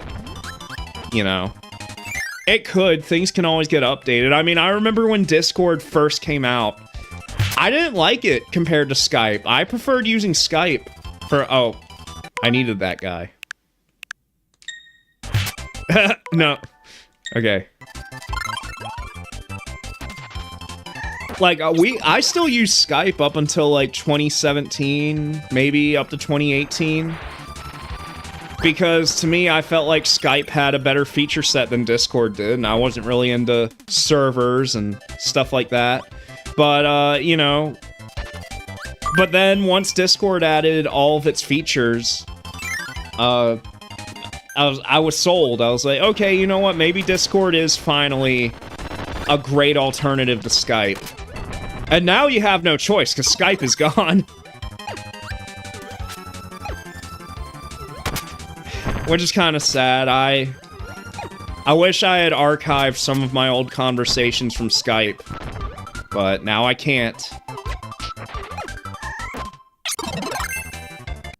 Did that guy just yoink my fucking... Yeah, whatever. I don't want that anyways.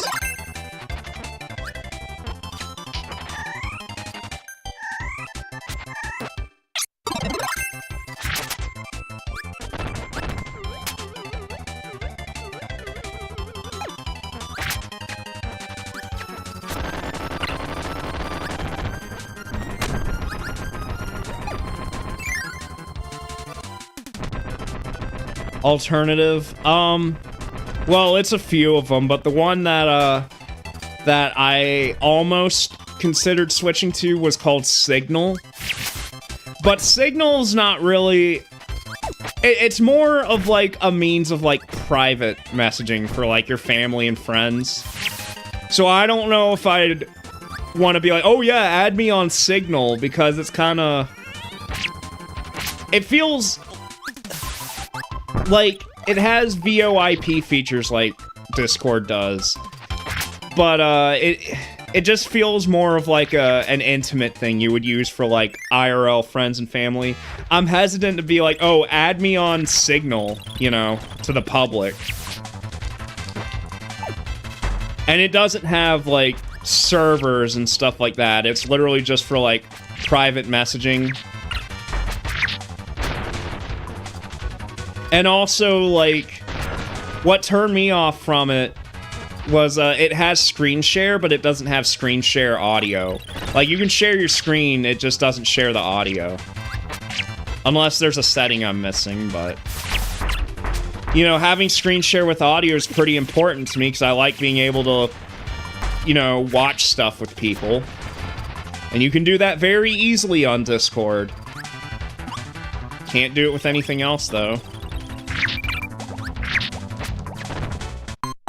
Aw, damn.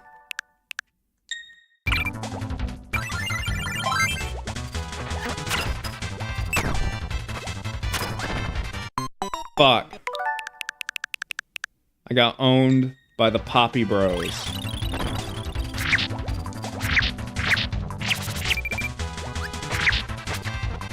You know there's a block button in this game, right?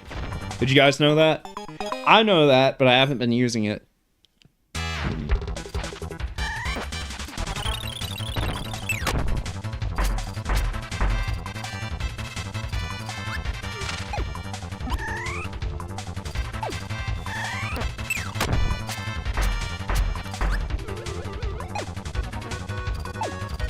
Why does this guy have an ass?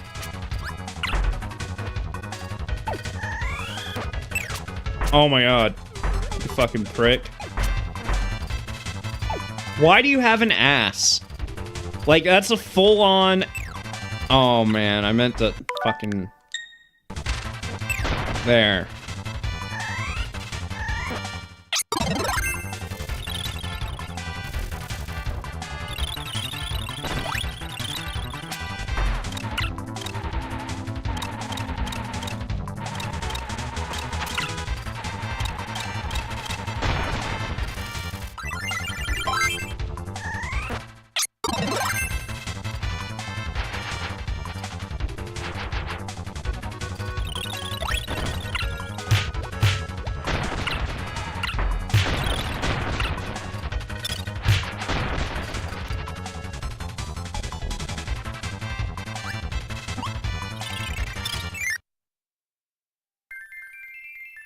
What do you guys think of fucking Nintendo charging you $20 for Pokemon? Fire Red and Leaf Green. Can you believe that shit?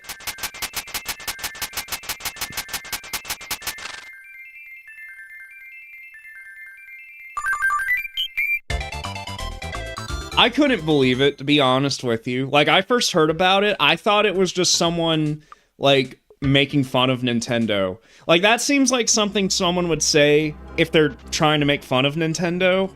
Like saying, oh, Nintendo's gonna charge you $20 just for a GBA ROM. That seemed like a fucking joke to me. I couldn't believe it was real until I actually saw it on the eShop itself. But it gets even worse, okay? I don't know how many of you guys have seen it, but they sell the English ROM and the Spanish ROM separately. Because they could very easily just have one game that you buy, and you can choose from like a menu if you want it to be in English or Spanish. But no, they decided if you want to play in English, you buy the English version. If you want to play in Spanish, you buy the Spanish version. What the fuck? That's like, not enough people are talking about that. That actually is the epitome of laziness, because they could you're telling me they couldn't take like 5 minutes to just develop some sort of menu, some sort of in-game menu you could access, you know, where I assume it has like video scaling options, at least. I don't know, I didn't buy it, so I have no idea. It looks to me like it's just straight up the ROM, but they couldn't just give you a menu and let you choose the language.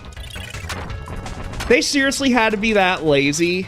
Like, I know that's how it is originally. I know the original fucking game... Did I just die? Bro, did you just die to fucking Dynablade? But I know the original version, yeah, it's only in English.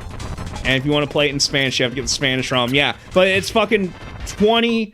It is 2026. Are you fucking kidding me, Nintendo? That is so fucking greedy, dude. Like, I kinda, to be honest with you, I have a problem with all the fucking retro compilations that come out in the first place. I think at this point, companies are just using it as like an easy, cheap, and lazy revenue stream. But at least most of the time, they give you a plethora of options and language options and shit like that. They put bare minimum effort in it. Nintendo is literally just putting ROMs up and asking $20 for them.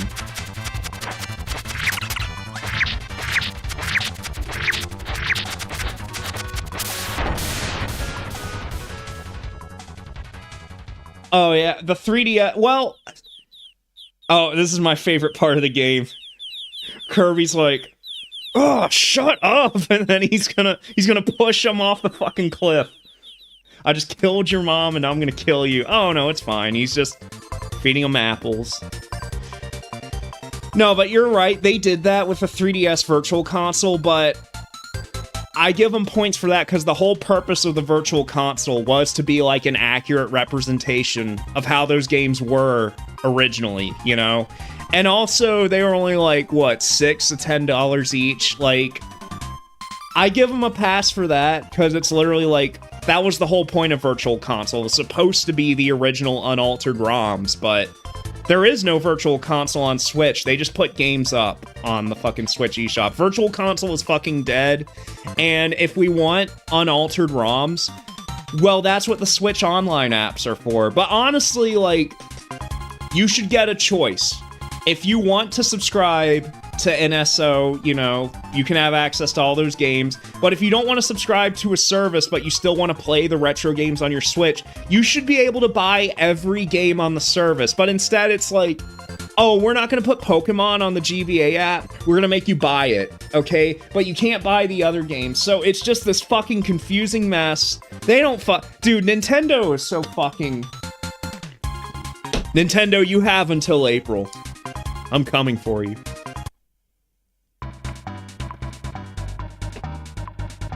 Watch your back.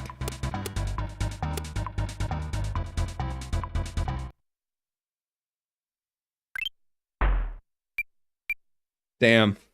I just chopped the 2 viewers because I threatened Nintendo.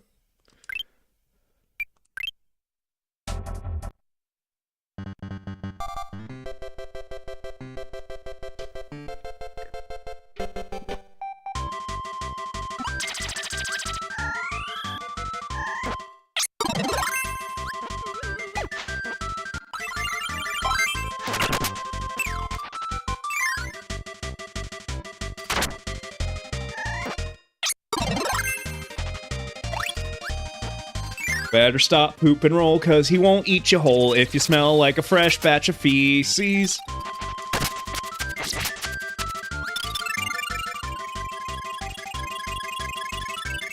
Yeah. Nintendo, you have until April to fix your shit. I'm coming for you.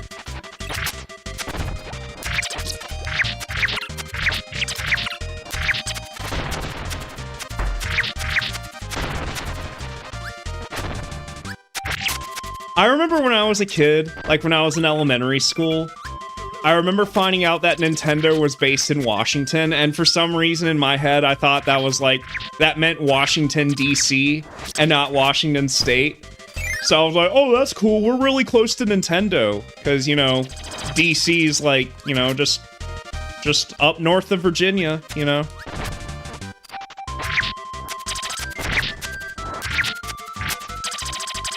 But you know what? That would explain a lot if they were in DC, because DC is a shithole. Even as a kid, like, I knew... Like, I could just tell DC was such a fucking shithole, dude.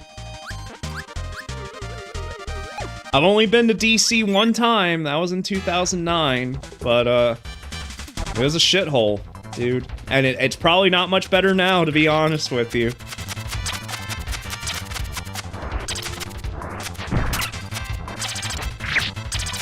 Nation's capital, richest nation in the world, and you got fucking homeless people like sleeping on the streets, and there's fucking shit everywhere, like bro. Clown country. What's even going on here?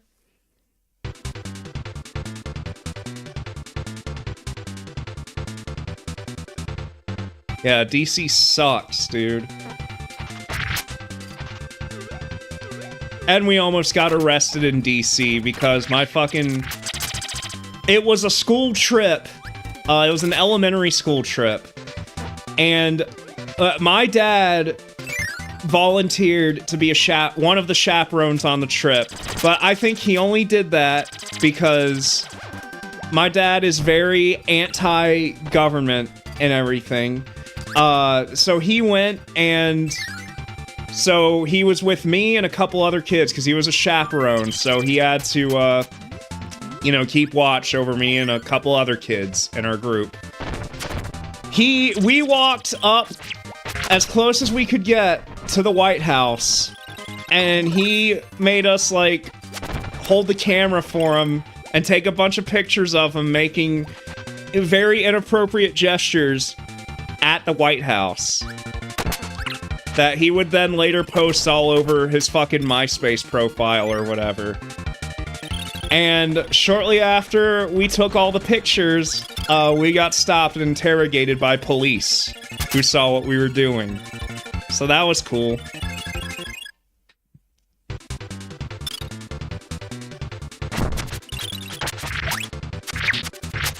And all the other fucking chaperones and the teachers and everything apparently were really fucking pissed at my dad. And they did not like that he was with us. But what can you do? You know, we're fucking literally hundreds of miles away from home or whatever. However far DC is from the ass of Virginia.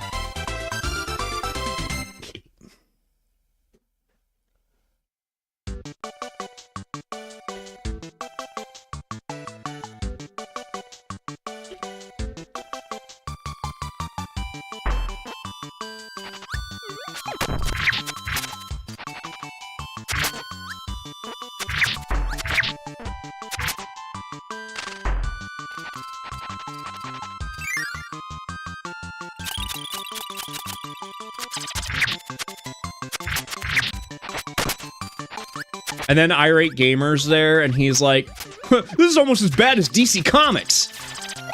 Or whatever, I don't know. I think Irate Gamer, he likes DC Comics, right? Because he likes Batman, or he doesn't like Batman, but he does like Batman cereal. He fucking... That dude loves cereal, by the way. Fucking... The way he talks about cereal, man, I fucking love it. I'm here for it, dude. Face it, breakfast is ruined. Fucking bro is an actual alien. He's so fucking pissed that they changed the marshmallow shapes in Lucky Charms. What is he? Last I saw, he was talking about how, like, fucking, when he was famous on YouTube apparently invited him to pedophile parties and stuff like that. And he was saying it was because video games are evil, and he was telling him to put the video games down. I don't fucking know. He's kind of crazy. And I'm pretty sure he always talks about how he has a wife and kids. I don't think he does. I think he's a crazy guy who lives alone, who LARPs having a wife and kids. I'm pretty sure they don't exist.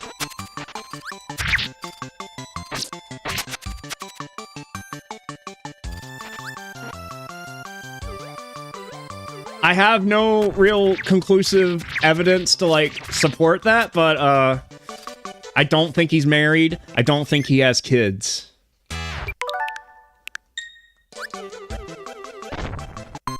Is there a secret, like, moon room up here? Yeah, there is.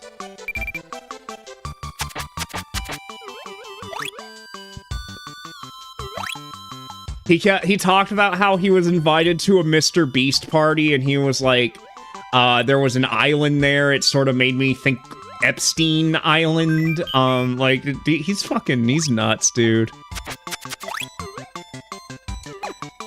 Yeah, he's a ghost guy.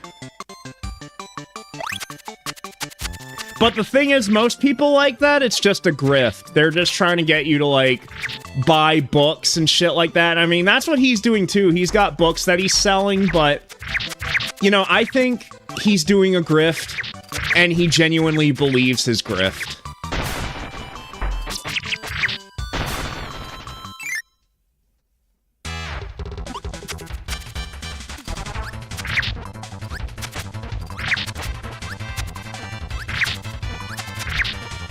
He's so fucking nuts, dude. Did he actually say... What, with the fucking... Yes! Yeah! Dude, I'll pull up the video right now. I'm dead serious. He fucking said that. He literally was like, I remember seeing, I was invited to something with YouTube and Mr. Beast, and I remember seeing an island, and I was thinking Epstein Island. That's literally what he says, dude. I will find this shit right now. Hold up. Because, what's it called, though? Here, let's switch to the main screen for this. But I gotta make sure I don't accidentally, like, show porn or something like that. So I gotta find this video first. I don't know, I don't even think he posted to YouTube. It might have been a Twitter video, but maybe I can find someone uploading it to you. Irate Gamer, is it Mr. Beast? Or maybe I have to search Chris Bores, because all I'm getting are, like... Chris Bores, Mr. Beast. Why can I not find this on YouTube? Or was it... No, I think it was a video he made, like, around the time the Dr. Disrespect stuff was happening. I think that's what it was about, but he mentions... Is this... He has a... Dr. Disrespect is a microcosm of online gamers. Prepare. I think it's this video. Let me see if I can... Let's see if I can find this. It should be... Yeah. Okay. Should be okay to share this here. Let me...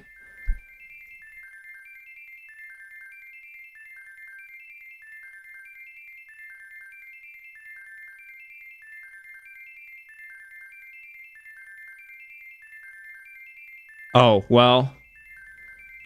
Alright. That's fine. It's alright. Let me make sure the audio gets captured. I don't know. Will you guys be able to hear it? I don't even... Hey guys, so I'm breaking character for this video, and I want to talk about a few things that have gone viral lately around... Here, we're not going to watch this whole video, but, here it is. So when you see people like, I hate to say it, Mr. Beast... I saw a couple pictures of him recently where he was kind of like on this island-like setting, kind of Epstein Island-ish. Okay. I mean, that's not exactly what he said, but still, it's the same idea. He was like, I saw Mr. Beast on an island, and it made me think of Epstein Island. But he talks about going to, like, YouTube parties, right?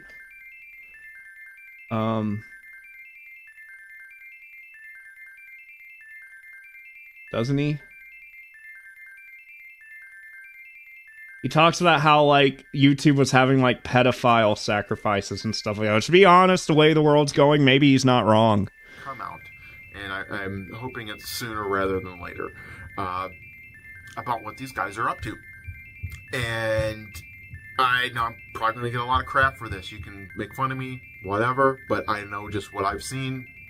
I was approached by YouTube, and the things they threw at me were like, ooh, that's enticing. But no, there was an element of selling your soul, and I did not want to do that. And so when you see people like, yeah, I hate to say it, Mr. Beast, I saw a couple pictures of him recently where he was kind of like on this island-like setting, kind of Epstein Island ish. Like that is a very heavy-handed act. Like, I could believe Mr. Beast is a piece of shit. That is a very, just because you saw him on an island, that's a very heavy accusation to throw at somebody. Just because you saw someone on an island, that it has to immediately be like Epstein's Island. Why are we talking about Epstein's Island on YouTube, by the way? That's not fun. That's not fun. That's not video games. I'm sorry about that, but there you go. Yeah, now you know. No. No, I didn't make that shit up.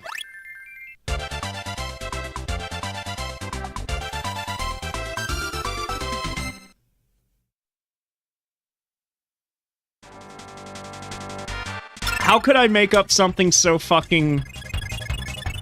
so crazy?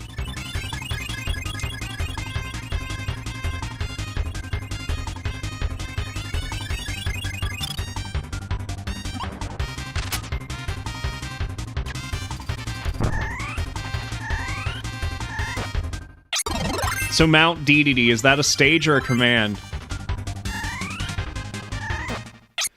You know what? The way things are going, maybe he is. But, okay, I think... Voidstro, I think there's a chance he could be correct about everything. But when he says shit like, oh, I was approached by YouTube and they offer it, like, I don't believe that shit. Like, I think he's just making shit up. But I think there's a high chance that the shit he's making up is true.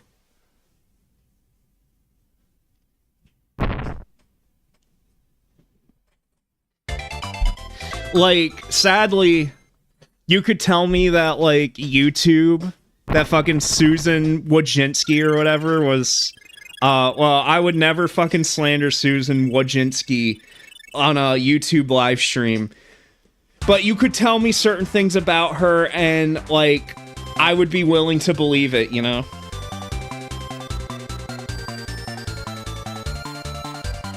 Or any CEO or high-level person in a multi-million, billion-dollar corporation, you know? I won't put anything past anyone, but I also think Irate Gamer's just making shit up.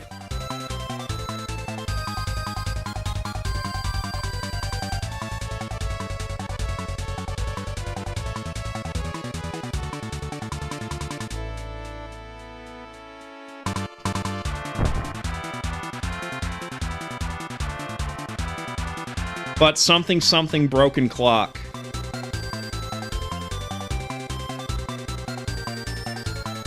Next?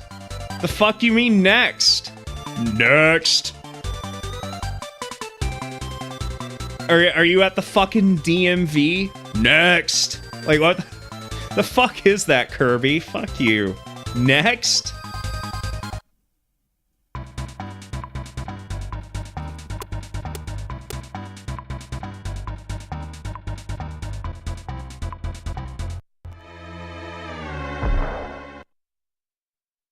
I was thinking the other night, the last time I was on my computer, I was just watching a bunch of commercials. Some commercials I feel like I could have a lot of fun taking the piss out of, but I don't know if that's something you guys would enjoy watching. I thought about doing streams where I just pulled up like compilations of like commercials from like the 80s or 90s and just talked over them. Kind of like what Pat the NES Punk does, but, like, I'm not gonna charge you guys money to chat in it, because I think that's what Pat does. That's the kind of live streams he does, but you can't chat in his streams unless you subscribe to his Twitch, so you have to pay to watch him watch commercials and give minimal commentary.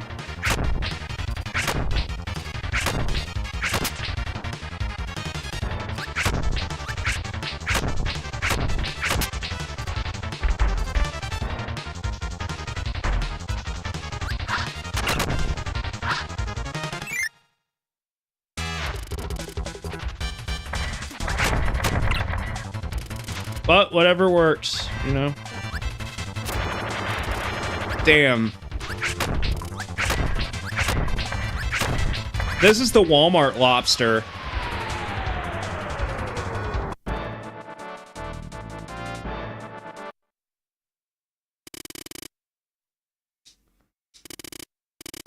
You guys remember when you could go to Walmart and they had, like, right in front of the store, they had lobster tanks? I remember this. I remember that's about the time when the world started going to shit. When, like, Walmart never had... When they stopped selling live lobsters. That's about the time. Like, things started getting shitty after that.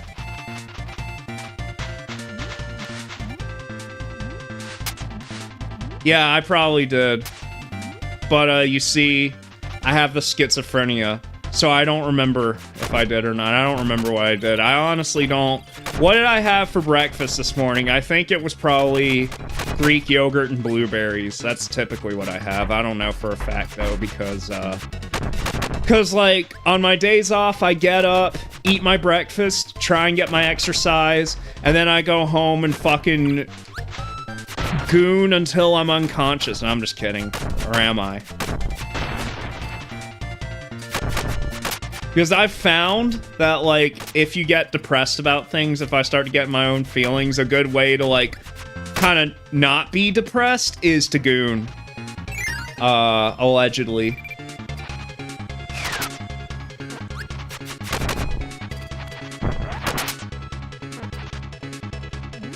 Find a comfort character to goon to, and you won't be depressed. That's my advice. That'll save you hundreds of dollars a month on therapy.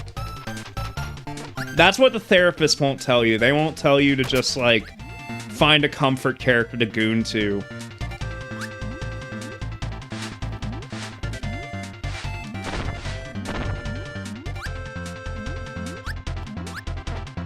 So, there you go. I just saved you a bunch of money. If you suffer from depression like I do, that's all you gotta do.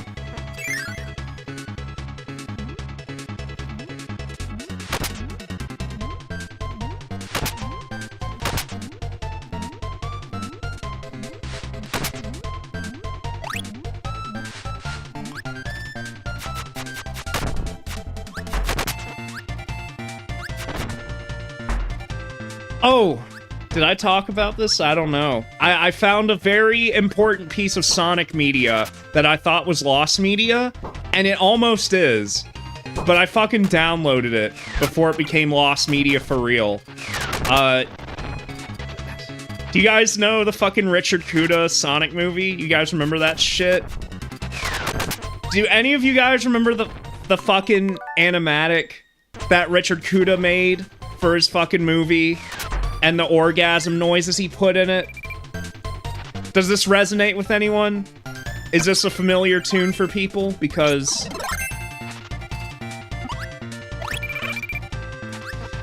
I remember that shit. I remember seeing that shit when he posted it, when I was a kid.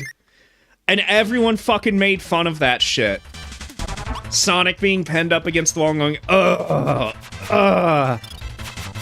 Does anyone know what I'm talking about? Please, because I swear it's literally a lost meme. Because there were several videos on YouTube, like, mocking it, and all those videos are gone! Like, it's not just... So, Richard Kuda, he has that animatic on his YouTube channel, but he took out the sound of Sonic moaning. Like, he cut that out of the re-upload, and he's trying to... None of the comments on the video mention it, so he's literally trying to rewrite history, like... Oh... Sonic never moaned in this video, what are you talking about? But there were other videos, there were other YouTube channels that uploaded, like YouTube poop-style edits of it and shit like that. There's one video in particular I remember, it was called Sonic's Orchestral Orgasm. And it just took the moaning sounds from that video, and it had, like, an orchestral remix of the Sonic 3 title theme behind it. That video's lost now. Like, basically all evidence, or most of the evidence that this ever existed and was a thing, has been wiped from the internet. It's the most bizarre thing I've ever seen, and I've not seen anyone else talk about it. But, however, I found a very obscure YouTube upload that doesn't even have 1,000 views, and it has that sound effect intact. Okay, and I fucking downloaded that shit. All right, so I know for a fact that I'm not crazy. I have preserved a lost meme, okay? And I think if I fucking re-uploaded this somewhere and signal boosted it, a lot of people, the memories would come back to people, because everyone was fucking making fun of this shit. But I don't think anyone remembers what I'm talking about. I don't know about that. Oh, fuck. I gotta pull up YouTube again. Hold on. You guys have to see this. I have to, rather than struggle to describe it, it would be easier if I just fucking showed it. So that's what I'll do. So, there were 2 Sonic fan films being made here. Let me just pull up my YouTube window again so you guys can see. There were, let's see, Sonic fan film, Richard Kuda. There were 2 Sonic fan films being made around the same time. The one most of you guys probably know about is the Eddie LeBron one, the live action one, where Jaleel White actually voices Sonic. That's the one everyone knows about. But there was another one being made, and it was being made by an infamous individual known as Richard Kuda, and this is his channel. We won't get into why Richard is an infamous person here. That's kind of besides the point. But he was working on a 2D animated Sonic the Hedgehog fan film, primarily based on the Sad AM cartoon. And he had like sort of a fundraiser for it. He wasn't able to raise enough funds for it. Actually, it's kind of an interesting story. I won't go fully into it, but it was almost an official Sonic movie because he pitched it to Deke and to Sega of America and Universal Studios. And apparently they were all on board for it, but Sega of Japan turned it down. So this, at one point, from what I understand, was almost an official Sonic movie that was going to come out in the mid-2000s, but it just didn't get... It was never greenlit. So after that, he decided to make it a fan film. He could never get it fully funded. So he got, with what he was able to scrap together, he got one scene fully animated from an animation studio out in Europe or whatever. So this is the scene, all right? All this context is important so you guys understand. This is the one finished scene he made for the movie. And I guess this is flagged as a YouTube Kids video, so there's no comments on it, but... So this is a minute scene. You guys have to see this.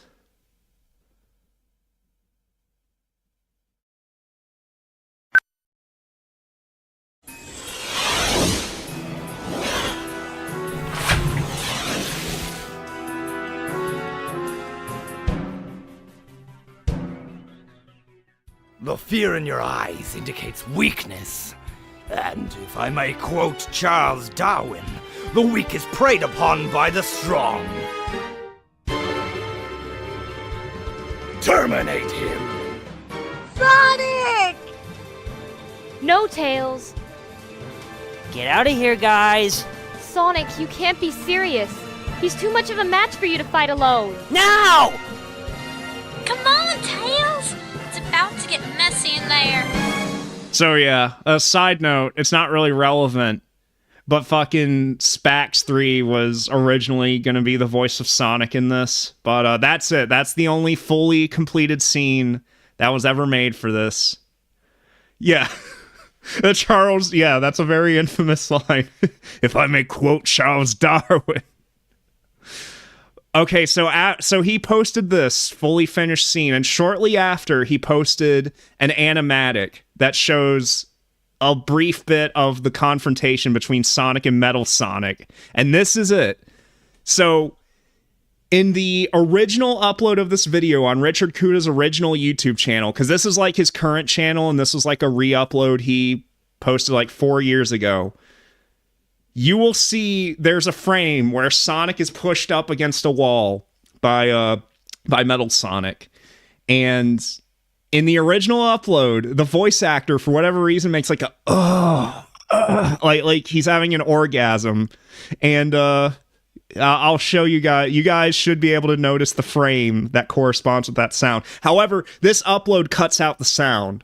So he's trying to write it was like a meme. I swear to you. I promise. In the Sonic community, this was a meme at the time, and it's basically lost to time. Like, there is no evidence that, like, this was a thing people made fun of. Tails, it's about to get messy in there.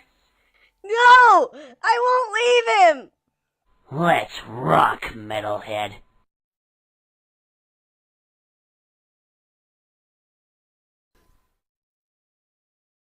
Yeah, right here. There's supposed to be a fucking moaning sound right here. But as you can hear, it's gone. Richard Kuda is rewriting history. And if you look at the comments, let's see.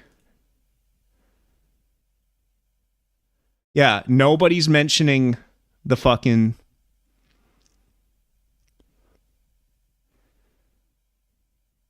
Yeah, nobody's bringing it up. It's like it didn't happen, but I fucking found the sound effect. I did some sleuthing. It's in my liked videos, though. So let me, Here, let me pull up another window so you guys don't see all of my liked videos. Because I don't know if it's something that you guys can't see. Okay, here it is. All right, I found it. Let me copy this link and paste it in here. This is like one edit I was able to find on an obscure YouTube channel where someone clipped it. It's about to get messy in there. So what this person did, actually it has more views than I remember it having. But this person basically took this video, and when Sonic started making the noises, they put a black censored over it. But keep in mind, in Richard Kuda's original upload, oh wait, hold on. Let me pull up the original animatic.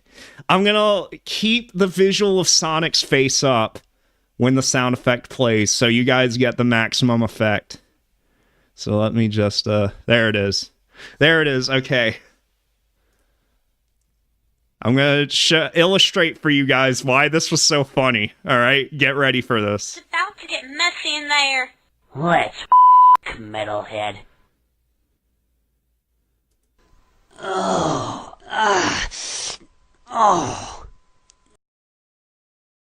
Now, okay, I don't know why YouTube is auto-playing stuff, but, John Bringus, I'm not watching your new video right now, sorry. But yeah. So, and I'm pretty sure, even in this video right here, the sound is cut short. I remember it lasting longer, but I cannot find the original, like this is it. This is all that exists. This is the only proof that this was a thing, was this right here.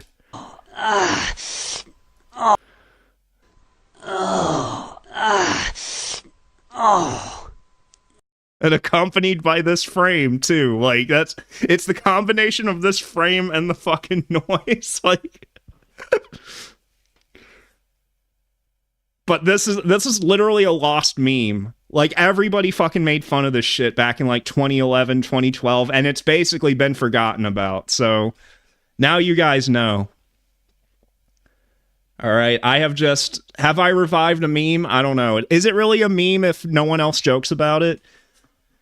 This is just, like, right now, this has been relegated as a private joke between myself and a friend. So is it really a meme if only 2 people are joking about it? I don't know. It's up to you guys to fucking, you know, make jokes about it.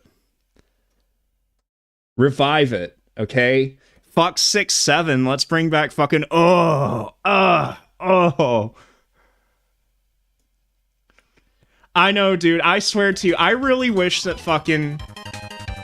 I remember the video title, Sonic's Orchestral Orgasm. I wish that video still existed. That was the best one, because it was literally just a slow fade of that frame of Sonic's face from the animatic, with that moaning sound slowed down, with like a slow orchestral do do do do do do do do do do do, and then like the sound fades out, the screen fades to black, and then Bunny Rabbit's like, it's about to get messy in there. That video's completely gone. No one fucking archived that video.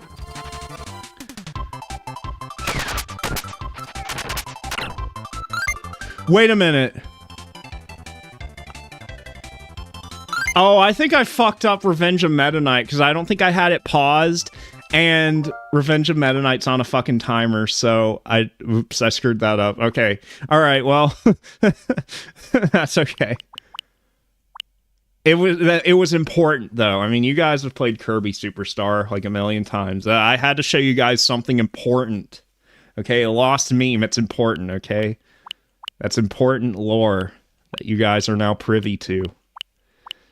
So, let's see. What do we have here?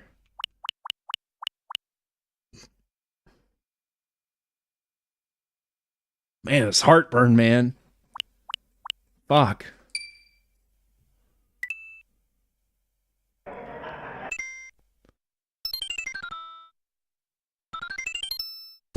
So that video I just showed you guys, make sure you, download that for yourself. I mean, I have it downloaded. I can re-upload it if it ever gets taken down.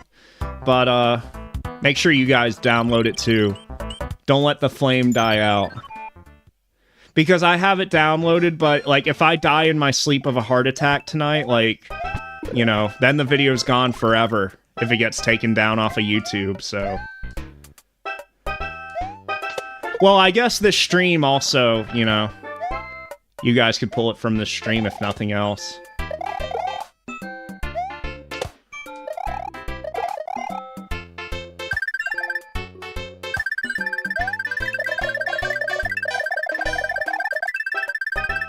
Is this what you guys want? You guys want Mario Brothers? Mario Galaxy is coming out next month, and fucking Rosalina's gonna be in it, and I'm gonna come all over the fucking theater. You know, usually my local theater, the floors are always sticky, because, I don't know, I guess people spill their soda pops, but no, I'm gonna make the floors sticky for another reason, dude. They are serving with fucking Rosalina in the fucking Mario Galaxy. Are you guys fucking seeing that shit? The fucking animation for Rosalina? Oh my god. Ugh, fuck yeah, dude. I'm gonna pull a Pee-wee Herman when I go and see that movie. I put in for that whole week off of work. I was debating on it, but I put in for the first week of April off from work.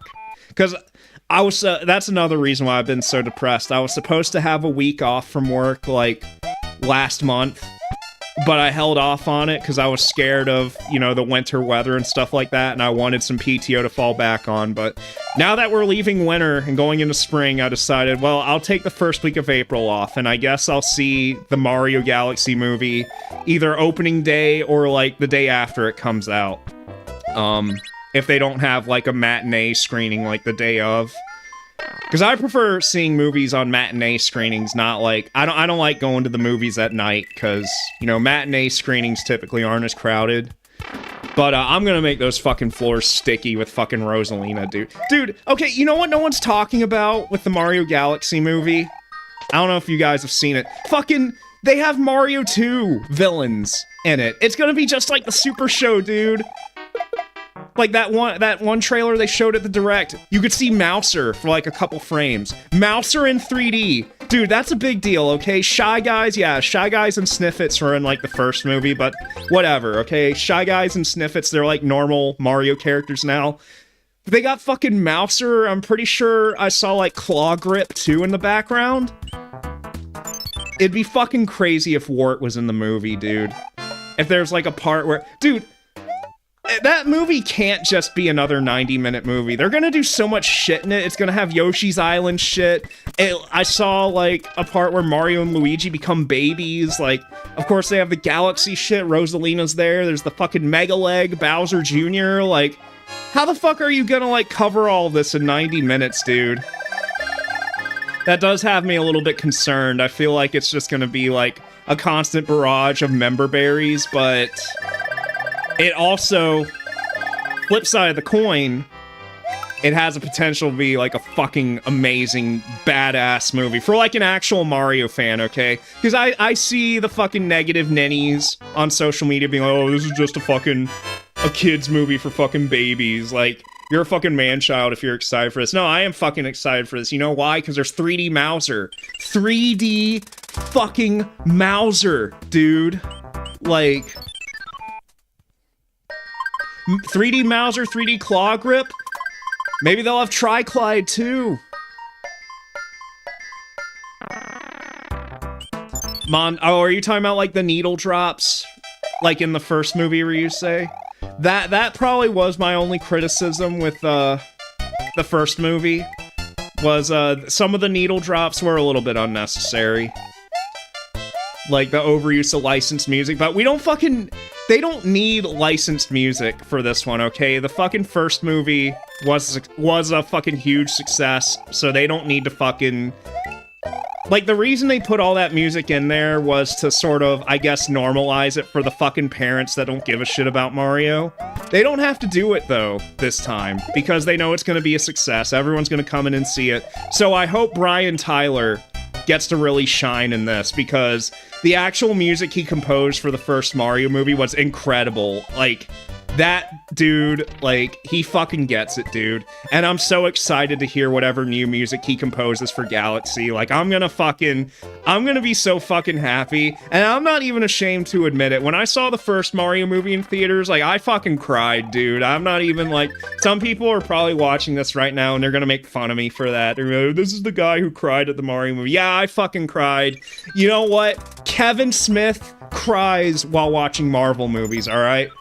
So, you know, if he's okay with admitting that, then I'm okay with admitting I fucking cried when I watched the Mario movie. Like, I fucking love Mario, man. What can I say? Clog lip. Yeah. I'm pretty sure if you look at that same scene where you see Mauser in the corner, I'm pretty sure you can see Claw Grip on his back or something. And nobody's talking about that. Like, that's a big fucking deal, okay?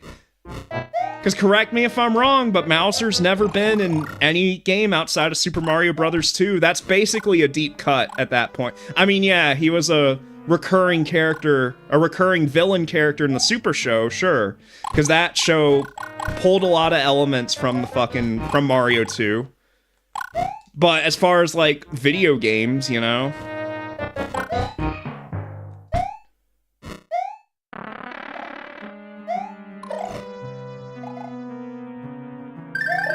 I'm fucking excited for it, and I don't care who knows it, alright? I'll fucking... You wanna talk about this alpha male shit and stuff like that? Fucking... What's low T and fucking beta is being insecure about the things you enjoy. The things in life that bring you happiness. If you are otherwise a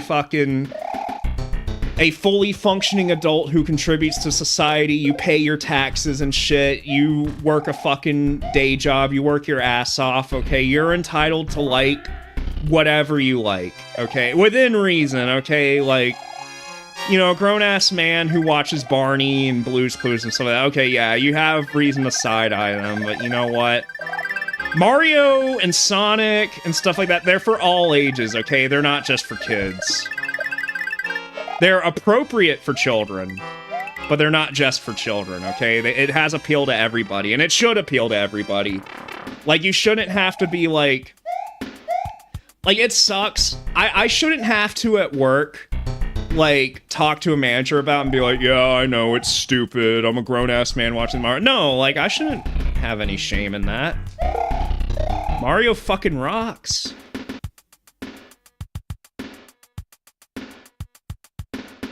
It is, Ryusei, it's true. It is hard to be excited for things, and I have minimal sources of happiness right now with a lot of things going on in my life that I won't get into. It just, you know... And I hope it's good, you know? Like, I could also see it, like, taking a nosedive in quality, too, just because of, like, how much of a blowout success the first Mario movie was. I could see Nintendo being like, okay, Illumination, we'll give you a lot more creative reign since you proved yourself to be a success. And, I don't know, that could either be for the better or for the worse. I mean, that's yet to be seen. But from what we've seen so far from the trailers, I have high hopes. I think everything looks pretty good to me. I don't understand all the fucking negativity people like, Don't get me wrong, there's a lot of shit to be critical of with Nintendo right now. Nintendo's doing a lot of shit, and it's not just Nintendo, it's every big gaming company right now. But the Mario Galaxy movie, you know, it looks like it's gonna be a fucking awesome movie, as far as I'm concerned.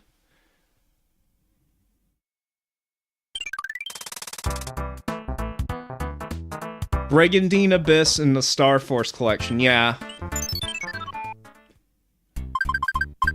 And I want to clarify, Ryusei, I wasn't, like, shitting on the Mega Man Star Force collection, but from my perspective, I remember when those games were coming out, and, like, yeah, people played them, but it wasn't, like, I don't believe for a second that those games sold, like, as well as the Legends games did. I'm pretty sure, like, at the very least, the first Mega Man Legends probably sold as well as the Star Force games did.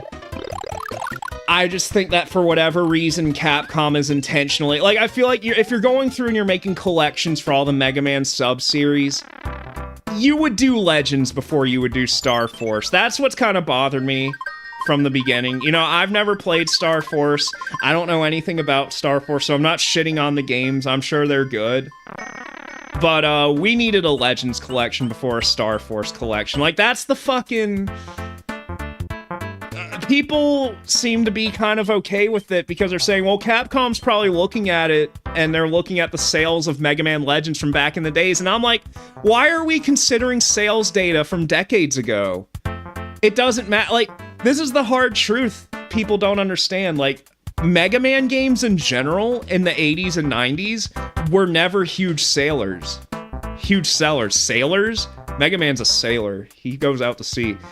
No, the Mega Man games never sold a whole lot back in the 80s and 90s. It was always a bit of a niche series back then. It wasn't until, like, the age of social media and YouTube that Mega Man became more popular, that more people became aware of it. And literally the proof of that is Mega Man 11 has sold more than any other classic Mega Man game did back in the 80s and 90s. Even more so than 9 and 10, you know?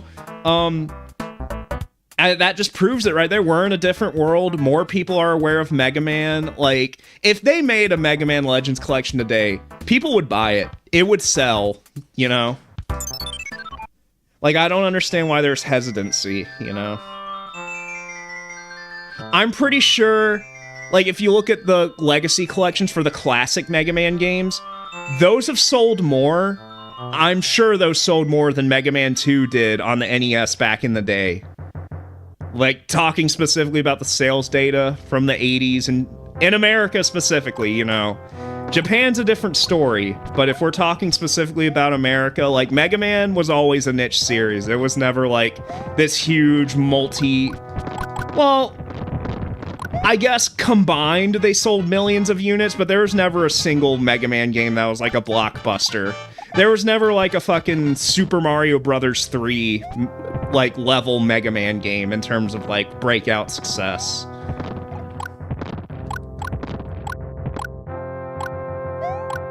Yeah, Battle Network, yeah. Well, it's because a lot more people are aware of it now.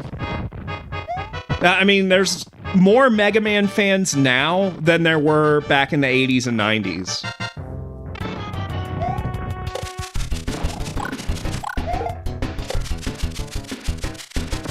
So therefore, they have no real excuse not to make a Legends collection, because it's gonna sell well. Especially because Legends 3 is like the martyr for Mega Man. Like, that's the one, you know? Everyone was fucking upset back in 2011 or 2012 or whatever when Legends 3 got canceled. Right before the demo was supposed to come out on the 3DS eShop. Which I'm surprised to this day still hasn't leaked somewhere, but... And that could be something... I mean, I don't know if they have it or not. I would hope they would have it. If they made a Legends collection, they could definitely put the Legends 3 demo in there as, like, a playable thing. But, to be honest, I'm getting sick of retro game collections. I'm tired. I'm fatigued from it. I think it's, you know, I think Capcom puts more effort into them than most, but in general, I think it's an easy way for big companies to fucking cash in on people. The fucking Rayman collection that just came out, that really, like, sealed the deal for me. Because, sure, it's just $20, but, like, there's emulation quality issues, and they fucking completely changed the soundtrack without telling anyone, you know, before they bought it. They fucking did that shit on purpose, and that's what really pisses me off about it. They do shit like that all the time. There's minimal care put into the fucking collections, and it's like, why am I spending money on it when I can just download the fucking ROMs for free and have a much better time? Now, Capcom's better about it. I mean, the Mega Man collections, I have some issues with the fucking Classic and the X Legacy collections. There's some, like, input lag issues, but the ones Capcom developed internally, like the Battle Network collections and stuff like that, those seem to be of pretty high quality. So, you know. But even with the collections that are considered to be good, like the Konami ones, like the Castlevania collection, I was trying to play that the other day. I don't even really like the Castlevania collections because, like, the video options are lacking. Like, you can't fill up the vertical space on your screen without stretching out everything. It's just like, the only way to do that is to put in the stupid scanline filter. But if I play it in RetroArch with a ROM for free, I can get the picture to look exactly how I want it and I didn't spend a single penny on it. So I'm getting fatigued by this shit.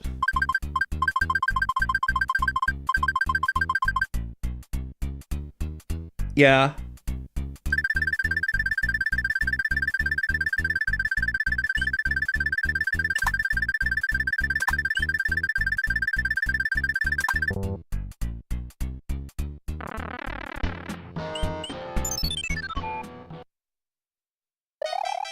Yeah, I mean, I kind of consider Mega Man to be the mascot of Capcom, and he is. I mean, the games are like... In Japan, they were always huge, but in America, it was always more of a niche franchise. But I mean, you know, don't take my word for it. I mean, do the research yourself if you don't believe me. Look at the sales data for, like, the old Mega Man games, like, back in the 80s and 90s. The American version specifically, look up that sales data, and then look up Mega Man 11's sales data. Like, that just kind of proves it. Like, Mega Man never really became this worldwide global phenomenon until, like, the age of the internet. Before that, it was just kind of a niche thing. You know, outside of Japan.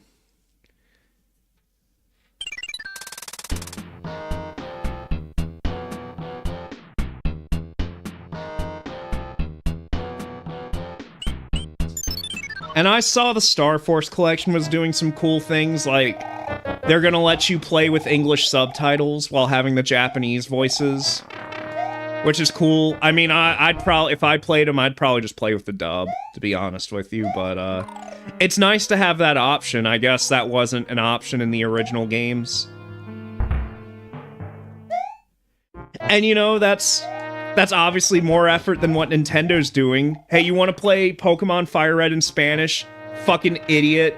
Buy the fucking Spanish version. Because we're too lazy to fucking put both language options in one release. Because we just want an easy stream of revenue. Yeah, you'll fucking buy everything we put out. You'll give us free... We could fucking take a picture of shit in a bag and put it on the eShop for $30, and you fuckers will buy it. And I was falling for that shit for a while. I spent money on fucking Nintendo Switch 2 Welcome Tour. I got the Nintendo Fell For It Again award. I fucking did that shit.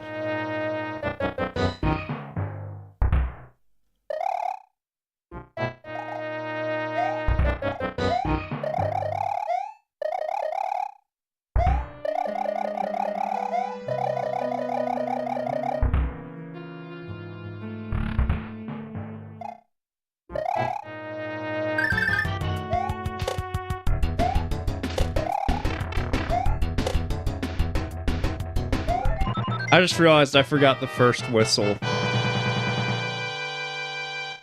Oh well.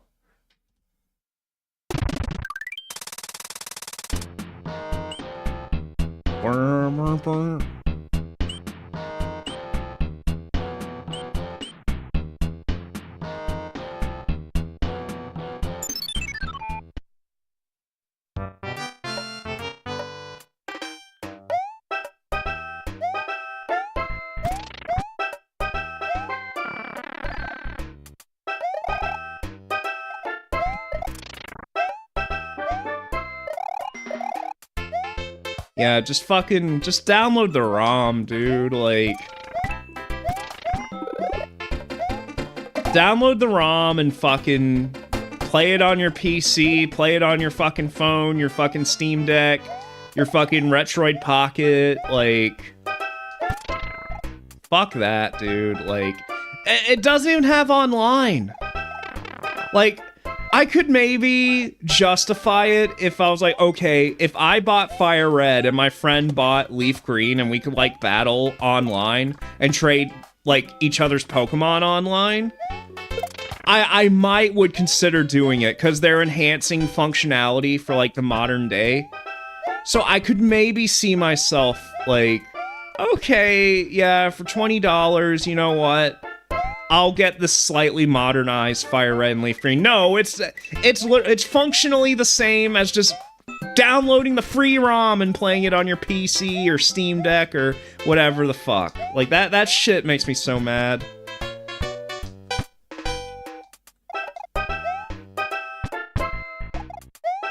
So I don't buy it. Not gonna buy it. And you shouldn't either, okay? Nobody watching this right now should buy that shit. Like, there's no... I mean, you're watching this on... I was gonna say, if the Switch is the only thing you have, and you just have to play Pokemon Fire Red and Leaf Green, you have literally no other way of playing it, I guess it's your only option. But how the fuck are you watching this video right now? Or this stream? You're watching it on a PC, or you're watching it on a phone. Those are your two options. And... if you have a phone or if you have a PC, guess what? You have a way to play a free Fire Red and Leaf Green ROM. Your fucking phone... If you have a fucking phone made in the last 20 years, you can emulate the Game Boy Advance. Alright?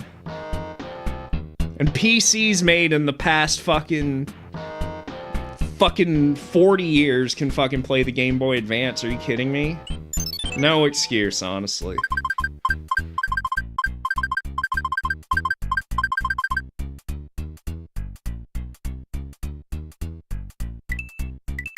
Oh shit, I don't remember.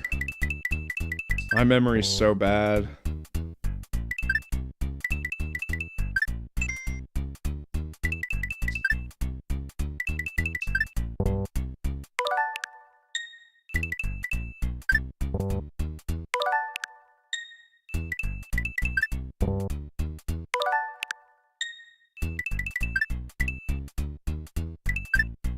Yeah, I know what you're thinking. And yeah, I am.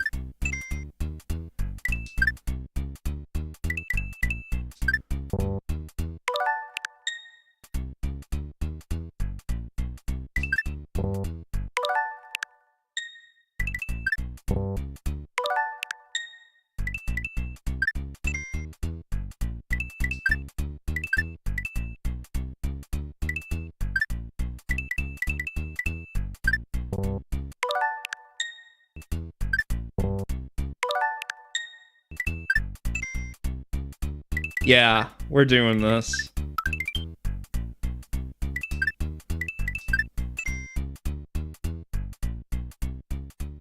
Yeah. Don't worry about it.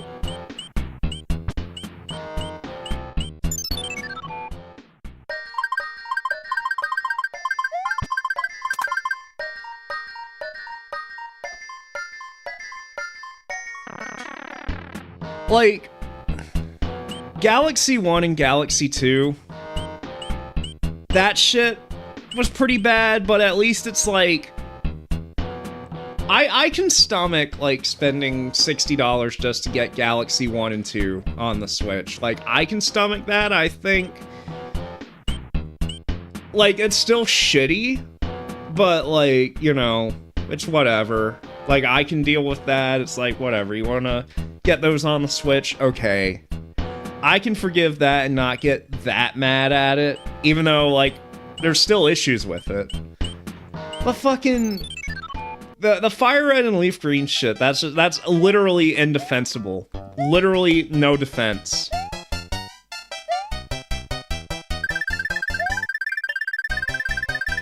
That's just pure fucking evil right there. That they expect you to fucking just surrender $20 for such a fucking... It should be... If it was $20... Or, no... They should be $10 a piece, okay? And they should have some extra features, aside from just being the legit fucking ROMs. If they were $10 a piece, and they had some extra features, fine. You know, whatever. Not a big deal. Like, I still think it's a waste of money in a world where you can get free ROMs, but you know what? $10, I think, is reasonable for those games, with some extra enhancements. And if you want to get both versions, yeah, then you pay your $20 to get both versions. Okay, fine. Wow, I'm being boned by a fucking chain chomp. Whatever. Yeah, whatever. Fuck you.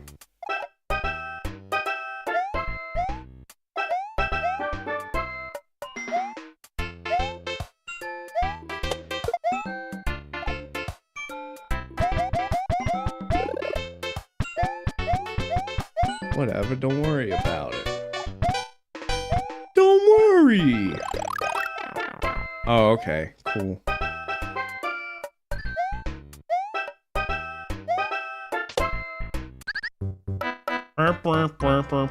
Fuck you. I remember looking at an island. I remember playing Super Mario Brothers 3, and there was like an island he was on, and it was kind of like Epstein Island-esque. Mayhaps. Oh, let's see. Oh yeah, this shit right here. Speaking of shitty retro re-releases, let's talk about this shit right here. This came out a while ago. So, like, nobody's going to talk about this, but I bought this when it came out. This is Gimmick, aka Mr. Gimmick. One of my favorite NES games. This is a great game right here. They fucking re-released this game, and you think, now, this looks pretty good. It's presented in a nice menu. There's all these options here. You've got different modes you can play. You got some achievements you can unlock in the game. And there's some things like, you know, there's scans of the manual and stuff like that. Like, this is cool, okay? So far, so good. But once we actually get started with the game, when we start playing Mr. Gimmick here on the Switch, you're gonna notice something about it. And not by watching it. You notice it when you play it. There is fucking input lag. Why is there input lag in my fucking emulated release from... When did this come out? 2023, 2024? I don't even know. This is inexcusable now. We figured out input lag in emulation. This should not be... The Switch already has an inherent 2 frames of lag. Every game you play on the Switch and the Switch 2 is already going to have inherent lag. But 2 frames of lag, whatever. There is extra lag here. Alright, but you know what? Not a big deal because there's a rewind mode, right? However, they expect you to beat this game in what they call the hardcore mode. And in the hardcore mode, you can't use rewind, you can't use save states, you have to beat it all in one go. Which, if you were playing this on decent emulation without input lag, you know, that's a fun challenge. However, there's an additional bullshit challenge with this re-release because of the added lag. That's... We figured out input lag, okay? You play... Open up RetroArch, turn on fucking run-ahead frames. There, you don't have input lag anymore. But no, we can't have run-ahead... The things you actually spend money for, we can't do run-ahead on it. And I get run-ahead is more taxing on the CPU, but... We're not fucking emulating PS1 or fucking PS2 or Dolphin or anything like that. This is an NES game, okay? I know the Switch is basically a fucking potato at this point, but it can flawlessly emulate NES games. It has the capabilities of emulating a fucking 8-bit game with enhancements, and that shouldn't, like, that should have no fucking bearing on the performance. There shouldn't be fucking, like, frame skips or anything like that, so what the fuck is going on here? But they were trying to bait off of people's fucking nostalgia, which there isn't much nostalgia with this game because it never came out in America, but, you know, they dolled it up with all this pretty presentation. They limited run games put out a physical copy. Get your physical copy of Mr. Gimmick, the game that never came out in America. But too bad when you actually play it, it fucking plays like shit. I mean, this first level's not very hard. You can get through this with, like, relative ease, even with input lag. But the later stages, especially, like, if you're trying to 100% it and find all the hidden objects, well, that takes extra dexterity and platforming skills. You gotta do shit like this. See how I'm trying to do this trick shot where, like, I'm trying to do a frame-perfect jump on this star so I can get to the top of this to get this item? It's a lot harder to do it when you don't have that frame accuracy. But since this is the first level, I have more room to do it.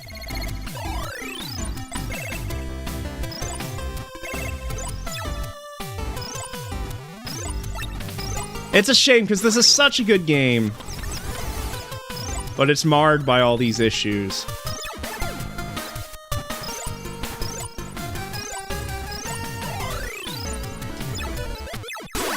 But yeah. So that sucks. What else? Here, let's talk about the Castlevania collection and the problem I have with it. Now, everyone likes this collection. I mean, it goes on sale all the time for like $3, and you get a decent selection of good games. M2 does it, and M2 is usually good with emulation. And the actual emulation quality is pretty good. I mean, the input lag's minimal. And, you know, it's a good selection of games here, you know? Like, this seems like it's a good collection. But here's my fucking problem with it, okay? Let's load up Super Castlevania 4. Okay, what the fuck is this? By fucking default. Like, first of all, I hate these fucking borders, dude. Turn the fucking borders off. I hate that shit. But by default, like, okay, let me get out my magnifying glass here to look at the fucking game screen. What the fuck is this? Okay, no one wants to play their games like this. I get this is like, this is a perfect scale. This is an integer scale, so there's no pixel shimmering. But we figured this out. There's frame interpolation. So let's go to the display settings. Wait a minute. Original. Okay, well that made the aspect ratio more accurate, but it's still not filling up all the vertical space of the screen. Okay, so let's fucking see here. Okay, well we got 16:9, now it's all stretched out, but this doesn't look right either. If you like the way this looks, you're a fucking moron. Like, I don't want to fucking play it like this, but at least it's taking up all the vertical space. Okay, what other options do we have? Oh, hold on. Display settings. Oh, okay, now we've got the vertical space, and it's the proper aspect ratio, but now we've got these stupid fucking scan lines. I hate the fake scan line filters. These never look good. I don't know why these are options. I just want the pixels, and I get the pixels aren't uniform. This isn't a proper integer scale, but why is there no frame interpolation? That would literally solve that. So, oh man, but my pixel perfect scan lines, my fucking. So yeah, this is what you have to fucking. If you don't like scan lines, this is how you have to fucking play it. Gotta get out your fucking magnifying glass. Gotta put your fucking face up, right up at the screen, and you have to squint. You have to squint your eyes just to see it. Like fucking. And it might not be that bad if you're playing on a big monitor, but if you're trying to play this on a handheld like a fucking Switch or a Steam Deck, this shit sucks, okay? Meanwhile, if I download the ROM of Super Castlevania 4, and play it with RetroArch with default settings. I get that vertical space filled up, and it looks good. Okay, and if you have a problem with the pixel shimmering, you can put on a video filter to fix that. Like, you can fully customize it. You can't do that with this collection, alright? But at least, unlike Gimmick, like, it plays fine. Like, I'm not noticing any... I mean, there's always going to be input lag, but... like, I could play through the game like this, you know? Like, I'm not like, it feels responsive, the music sounds good. I mean, what I can see, it looks good. Sorry, the screen's too fucking small. Good lord. Why are there not more? I paid money for this. How come I get more options with the fucking free way to play Castlevania? What the fuck is wrong with this world where I'm spending money to get less? Okay, that's my fucking problem with these retro collections. You're spending your actual hard-earned money on it, and you're getting less than if you just fucking pirated the thing. If you just commit, you get a better experience. You get rewarded for committing piracy, which is a crime. But why do you get rewarded for it? Why are the free emulators much, much, much better than the shit you pay for? Why? I will never understand that. I don't get that at all. Like, what else? Do I have any other shitty retro collections on here? I don't think so. I don't buy a whole lot of, like, third-party games on the Switch. So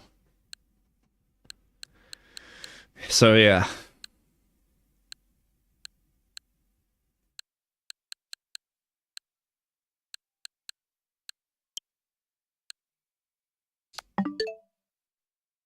Man. I do have the Battle Network collection, actually. I have a physical of it, but I'm thinking of, I haven't played it yet. I'm thinking of selling it, though, on the Switch, because, you know, I don't really, like I said, I don't really play third-party games on my Switch. So I'd probably just rebuy it if it went on sale on Steam or something like that. I'm trying to gravitate to Steam because I have a Steam Deck now.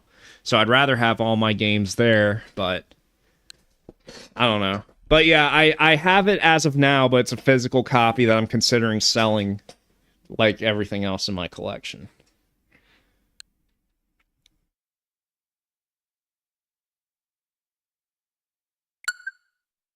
Insert the... oh, shit. I thought I had that digitally. I don't know. Yeah.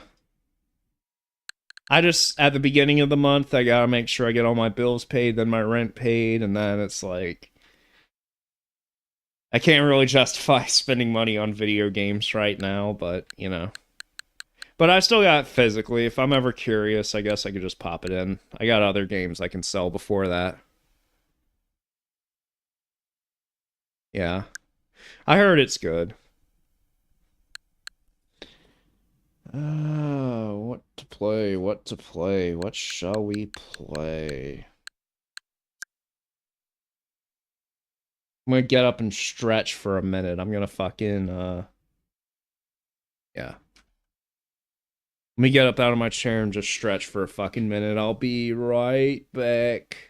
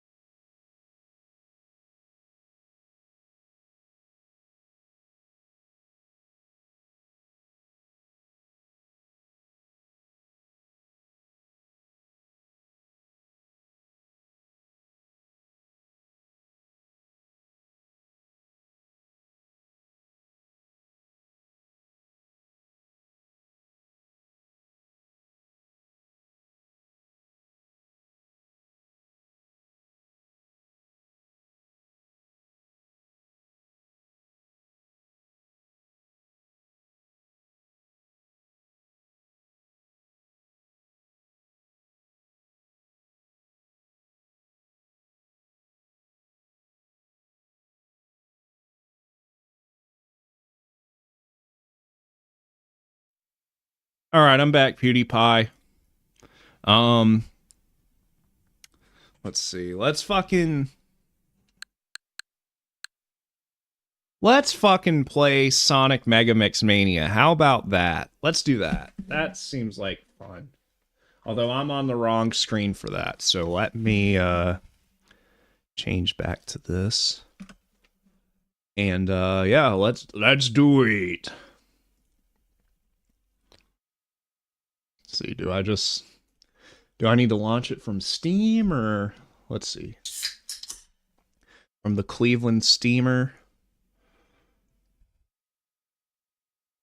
All right, I need to turn it down on my end for sure. For truth. And I guess I need to make it full screen. And it should... There we go.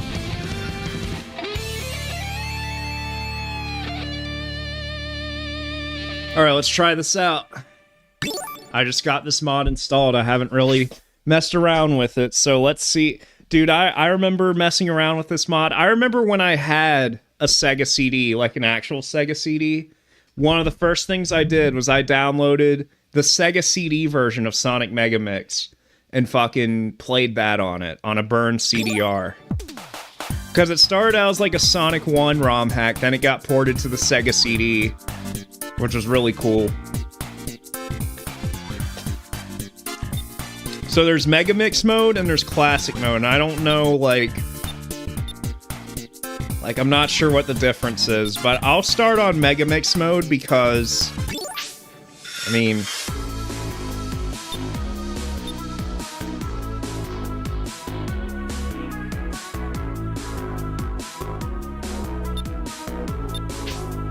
Let me delete this.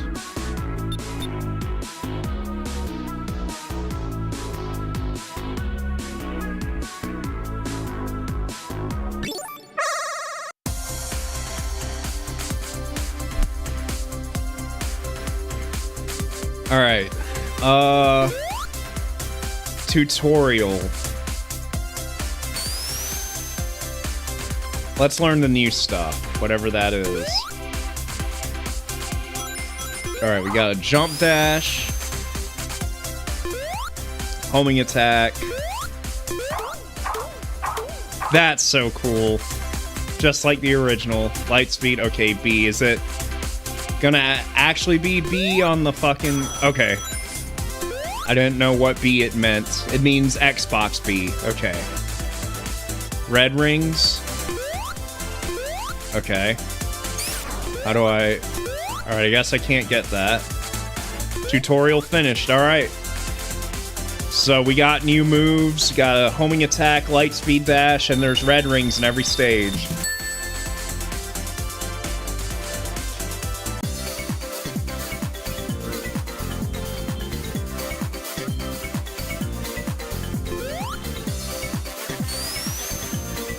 Oh, fuck. Oh my gosh, look at how fast this is, dude. Like, oh, this is so cool. I'm not going to be able to find a single red ring in this, but that's fine. There's no drop dash, but you know what? That's fine. Uh-oh.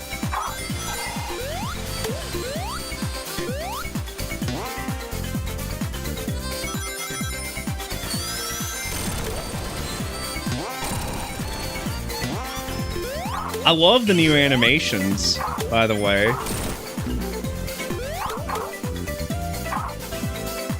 Oh, shit, special stage. What's this all about?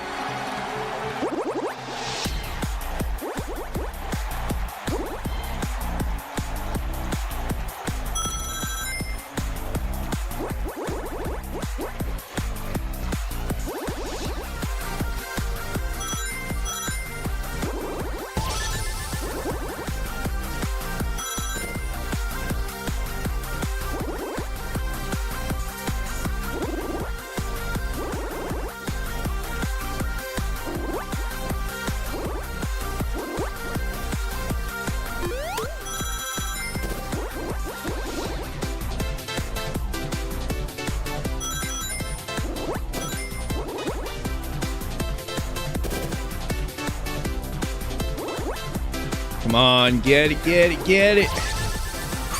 We got it. Boom. Booyah.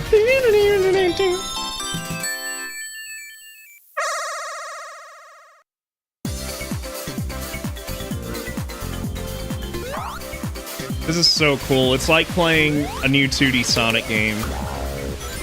Wow. Love that. Oh, but you can't bubble bounce. Damn. That's fine.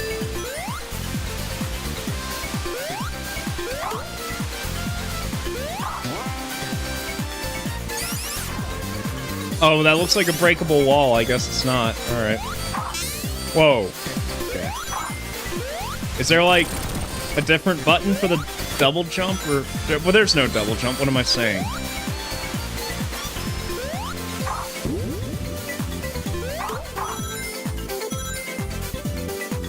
Feels like there should be a bubble bounce for the fucking shield, though.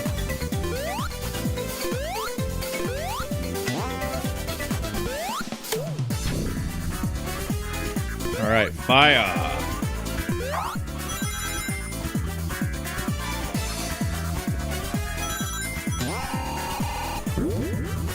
Look at that.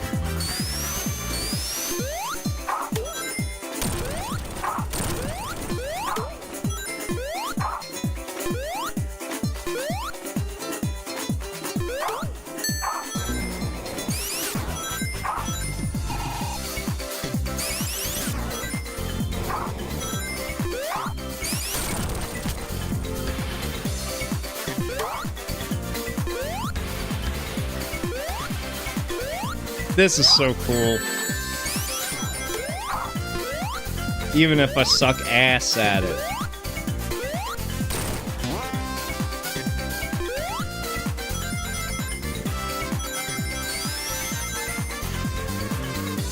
Look at him go. This is the Sonic Mania 2 that never was.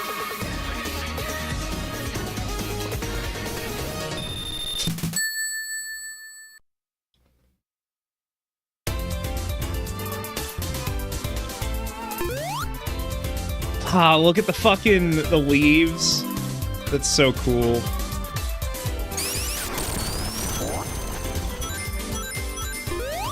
The only thing I'm disappointed with is I wanted to get this set up on my Steam Deck, and it's technically possible, but it's a little more complex than, you know, it typically would be with installing stuff on the Steam Deck, because, you know, it's a mod of a PC game, so you have to use, like, Proton tricks, which I've never used that for anything before.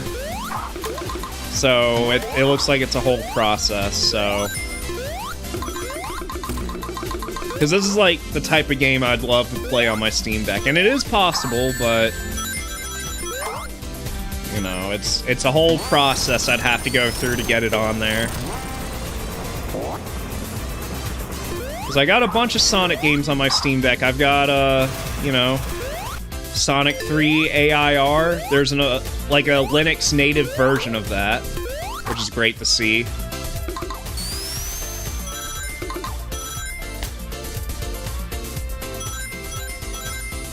Oh, hold on.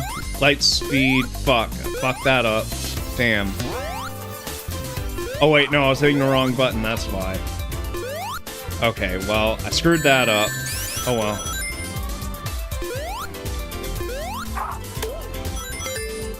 Told you guys I was going to be missing every single red ring, too, by the way. That's fine. It's replay value once you know what the levels are. Oh, hell yeah!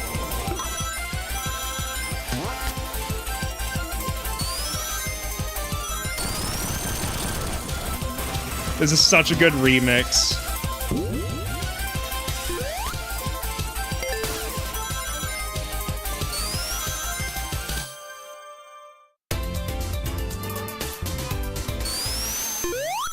It's showtime! It's even got the same sound effects from the original mod.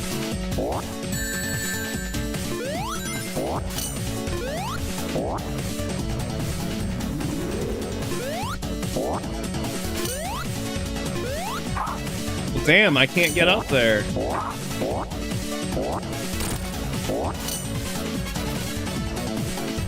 I guess I have to use these flowers right here to be able to hit them.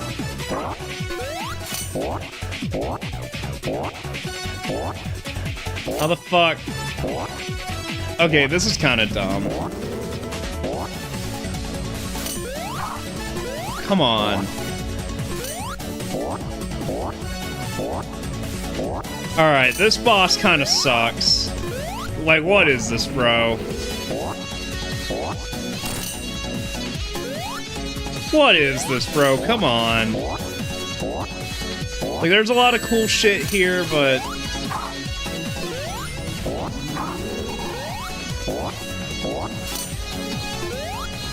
Oh my gosh. And this is harder than it looks. And this is the first boss. Bro, what is this?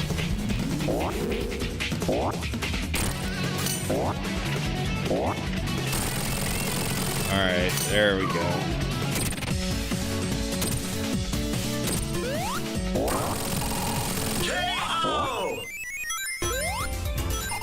Oh, you know what? I bet I am supposed to use the homing attack for that. I didn't think about that.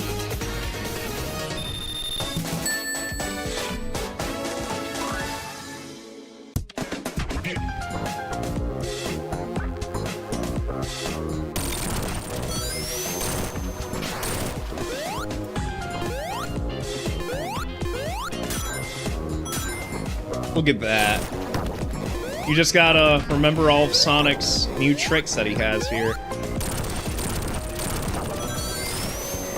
Whoa! Did I miss that? I guess I screwed up on that special stage. That's okay.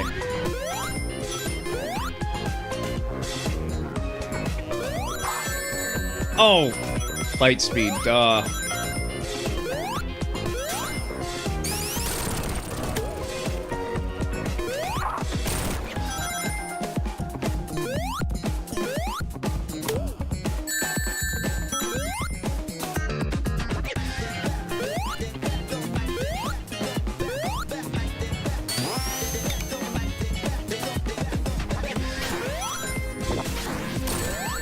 This music is crazy. I honestly don't know if it's like original compositions or if it's like taken from something else, but this is some high quality stuff. Okay, I thought that'd be a platform, maybe. Guess not. Why does it keep flashing with the fucking invincibility icon every time I get hit?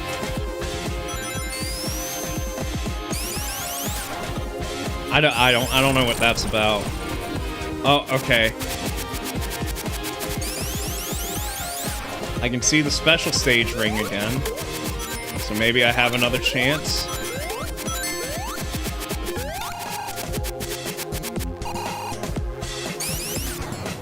Looks like I can get it from down here, maybe?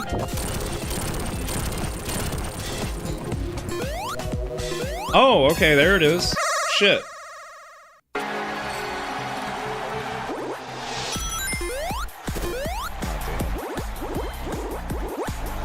By the way, I fuck with this low poly 3D aesthetic. This is super cool.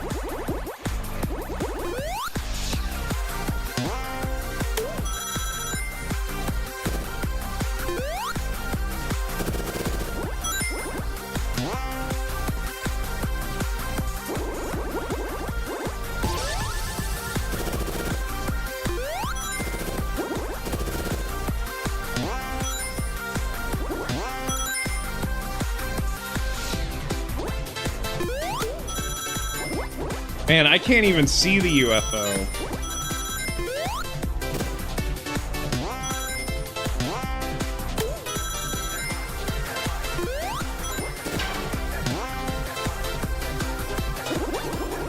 Just saw it up the corner there. I need more speed.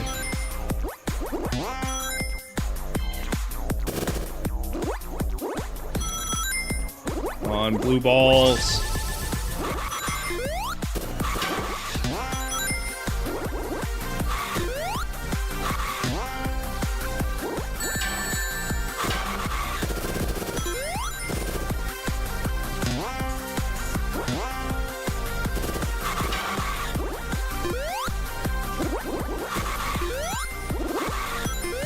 Alright, come on, come on, come on. Get it, boy, get it.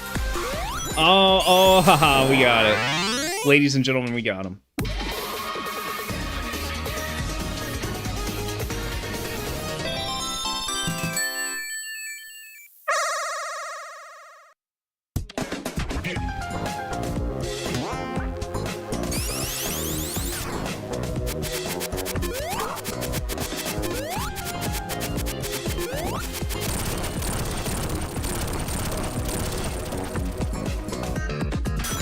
Man, this is fun. Does this game look fun to you guys? Because it is fun. It's really cool. That first boss fight sucked ass, though. I should've, yeah, you know.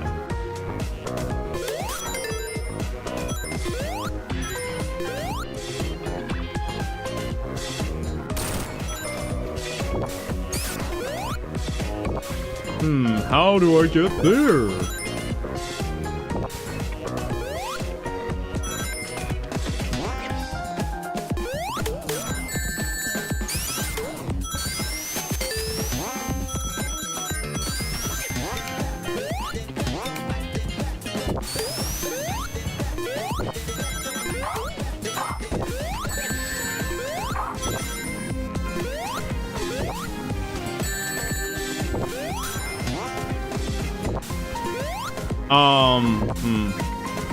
I guess I was supposed to get there from below. Screwed that up, I suppose.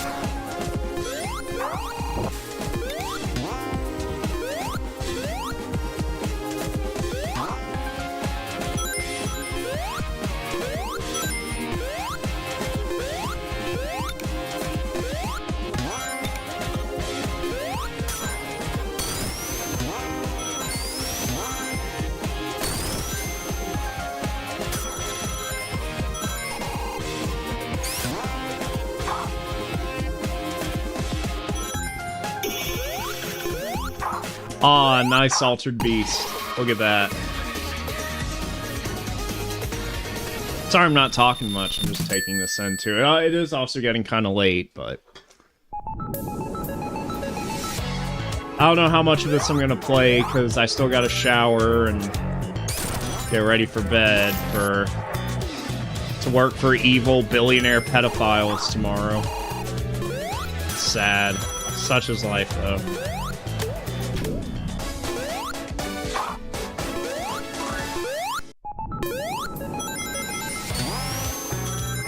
My god, this music. This is incredible stuff.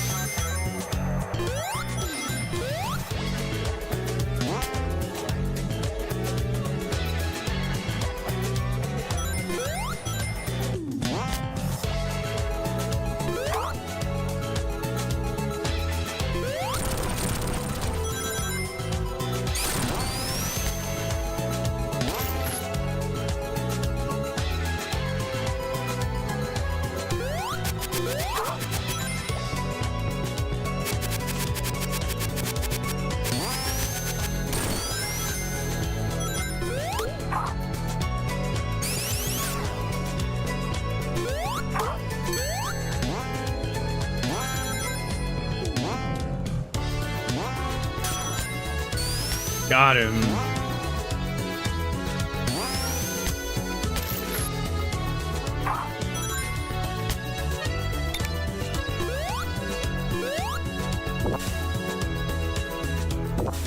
Oh, man.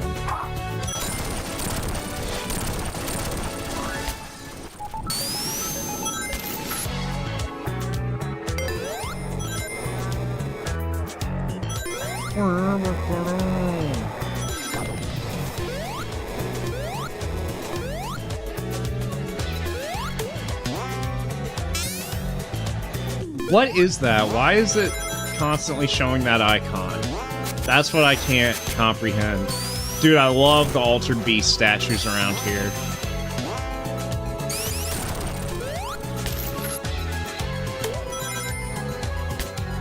Whoa, whoa, whoa, hold on. Maybe there's a switch somewhere. Remind me to check.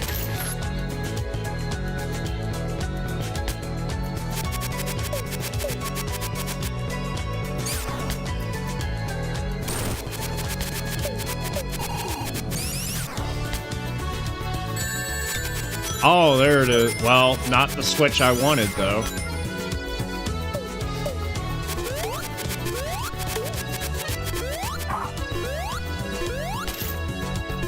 Wait. Is that it? Aha! Just a little exploration.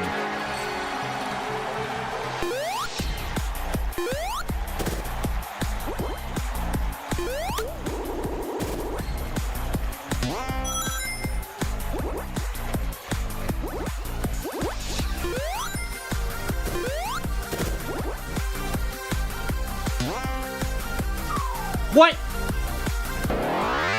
Alright. Whatever. That's fine. Whatever.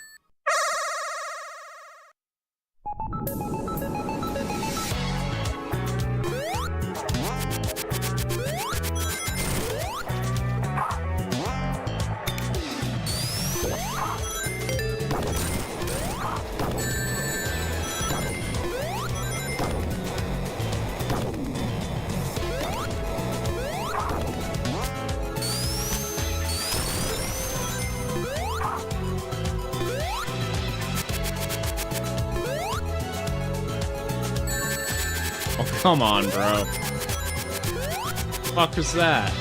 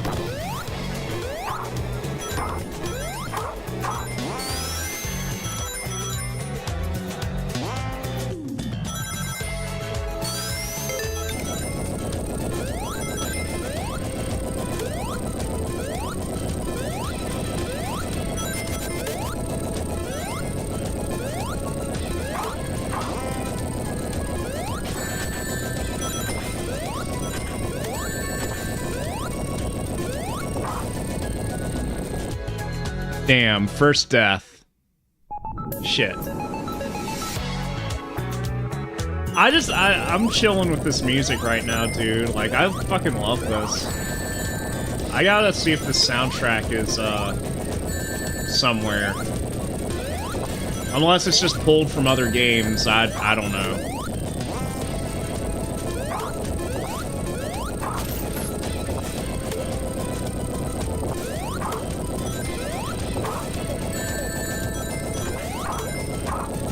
Oh my goodness. Fuck.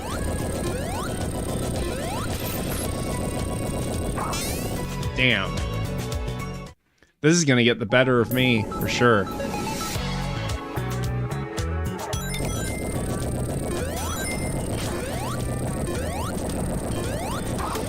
Oh fuck, red ring, I didn't see that before. It's the last one of the stage. What?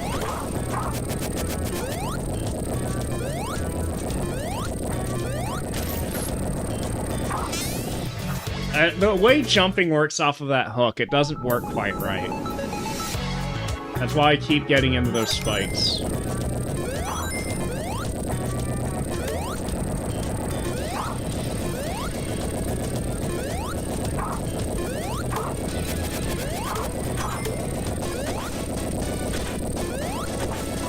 Okay, and the jumping here is kind of fucking forked.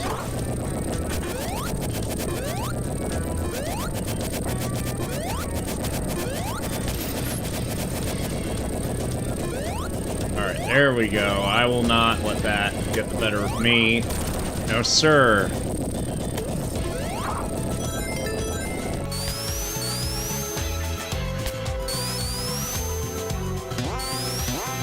Went through 2 tits. That's always good. Alright, boss time. It's showtime! Oh shit.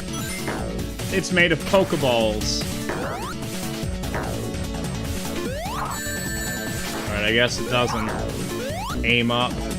I don't know. Am I gonna lose all my lives here? Is that what's gonna happen? Oh, that might help.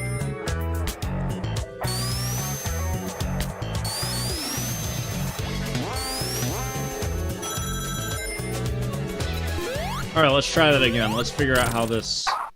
It's showtime!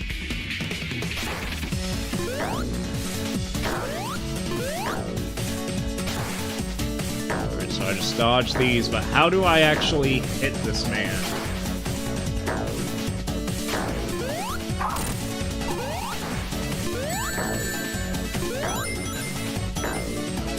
Because I don't think he's taking damage when I hit him here.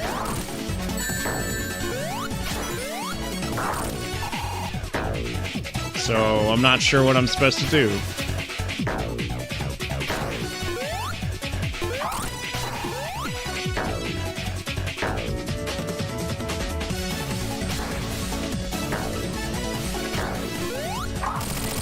Oh, okay. That does hit him. Alright, so I was doing the right thing.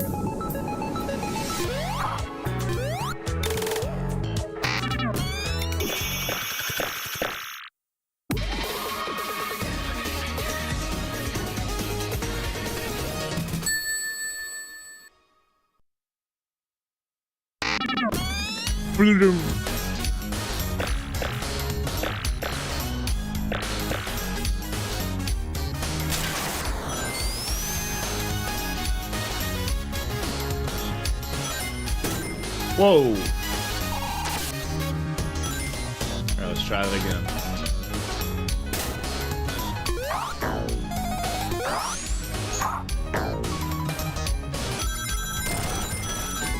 This is so much fun, dude.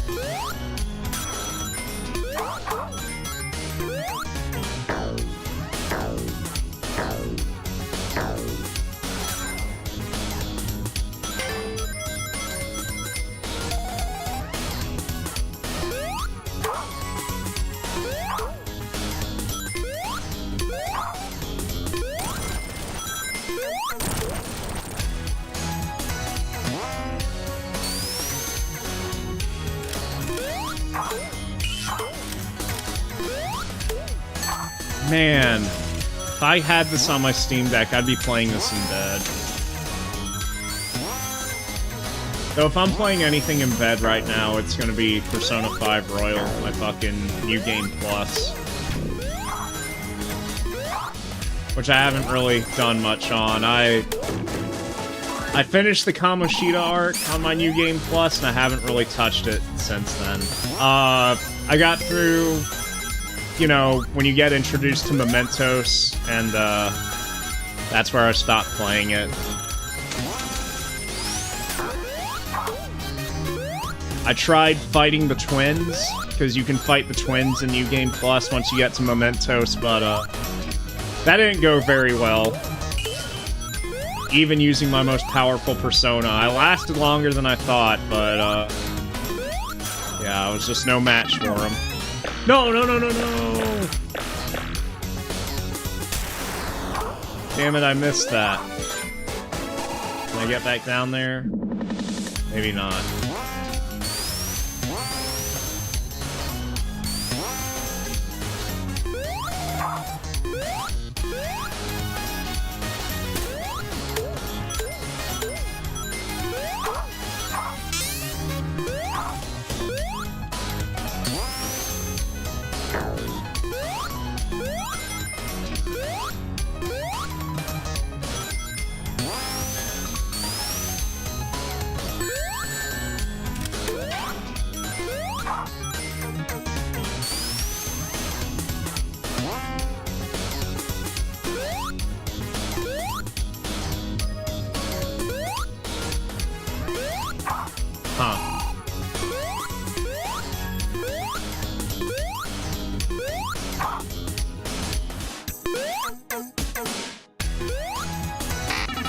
No!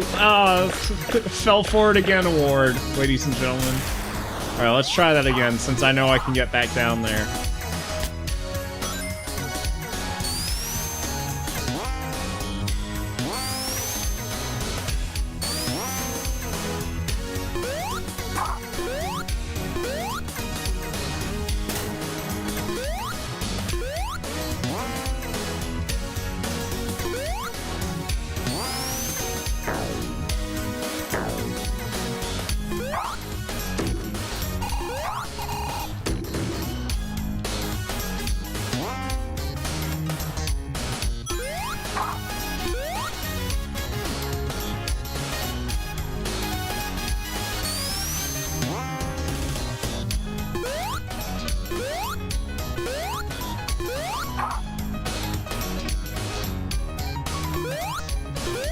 Alright, there we go. Now we got it.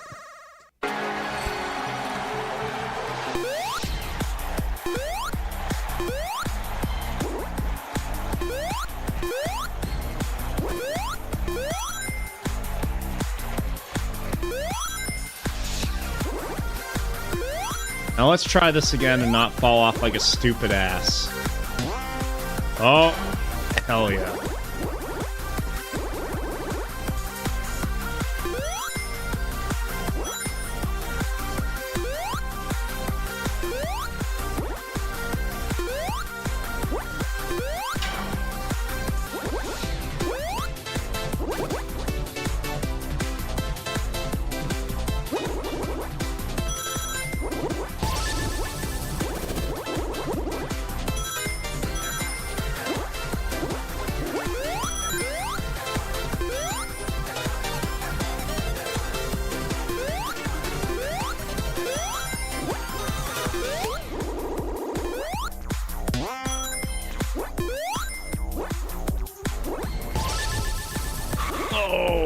Oh no! Oh, shit. It's too fast, and I still don't see the UFO. Whew. Thank goodness for these bumpers.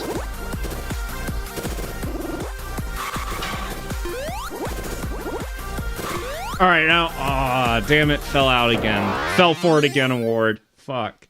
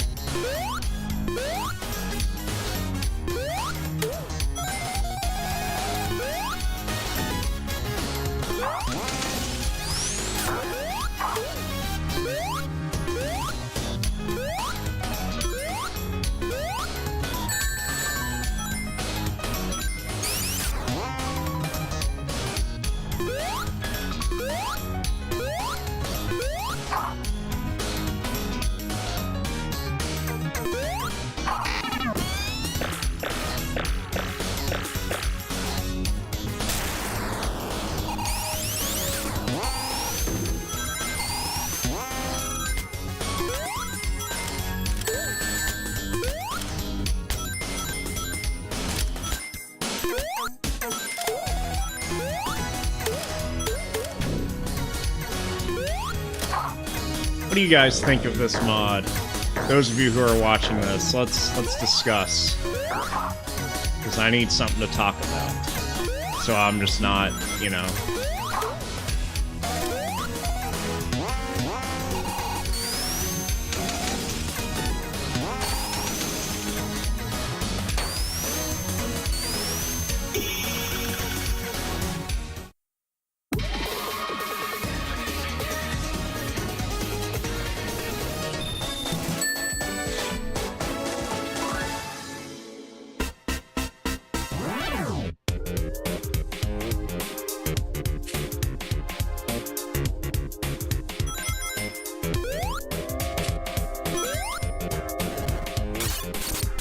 Oh, shit.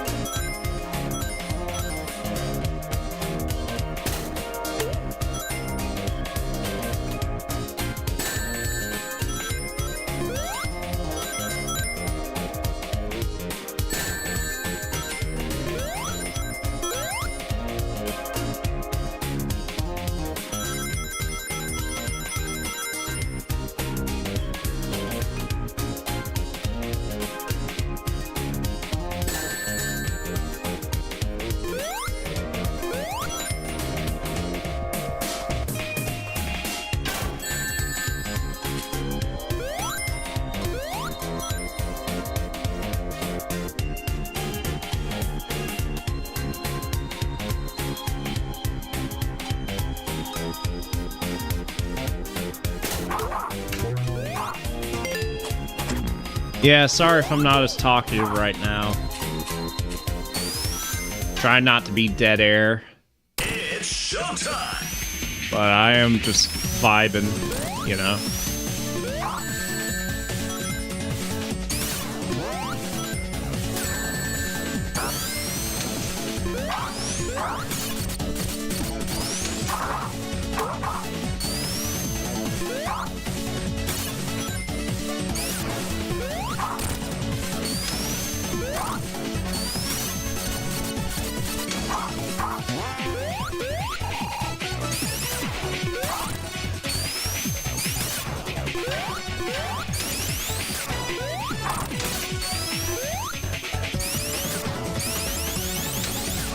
Alright, so it seems like I should be able to break that iceberg. That's a little bizarre, but whatever.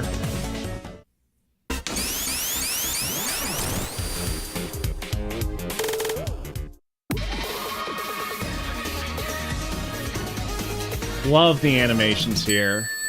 Gotta say that. There's a lot of great effort in this mod. I'm not sure how many zones there are in this, though. Because I probably am going to call it quits here in a couple minutes here before midnight. I'd like to be up before 9 a.m. tomorrow morning. I don't have to be at work until 12, but... Oh shit, oh shit, oh shit, oh shit, oh shit. Bubble, bubble! There is bubble. Oh, I thought that was a fucking bubble shield. Shit. Damn it.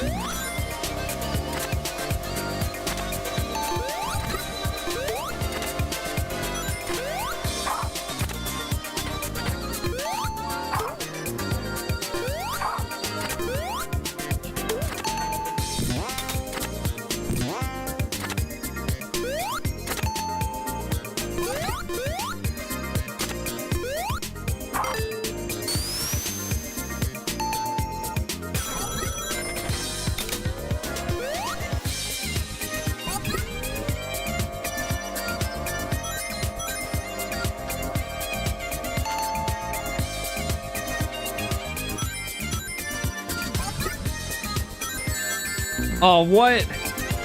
What the fuck is that?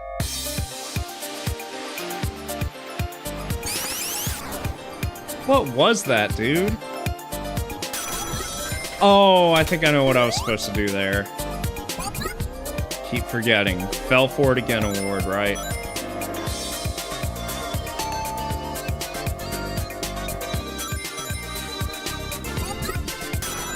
Yeah, that's what you gotta do.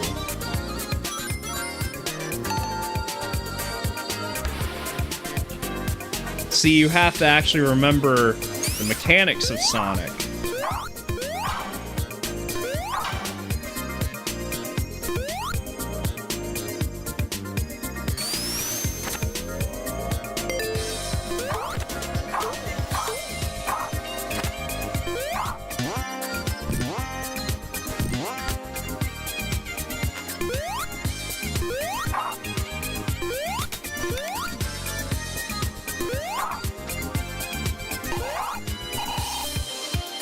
I don't like that Sonic opens himself up after he, like, recoils from a homing attack. That seems a little dangerous.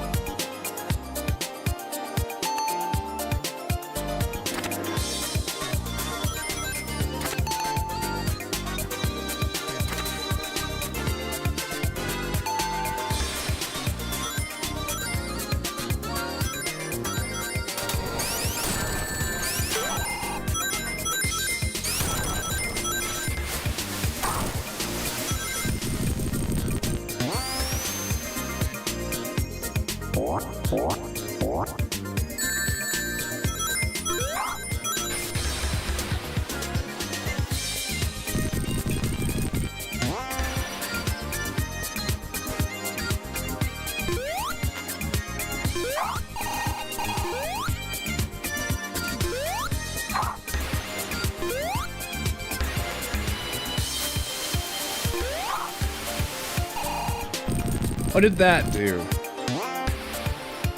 Huh. What's up, Kid Goku Rules? It's a little bit late. I was getting ready to end it here in a minute, but what's going on? Wait, where am I supposed to... Alright, now I'm lost.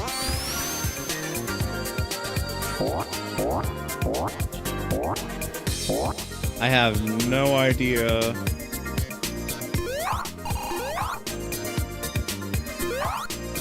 Fuck.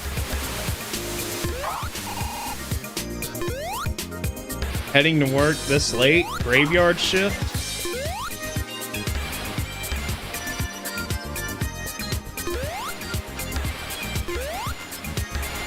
Oh, it's okay.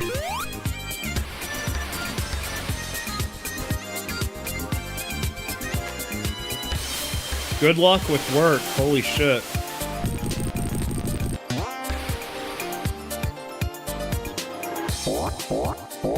Oh wait, I see what I'm supposed to do. There we go. Whoa, okay, alright.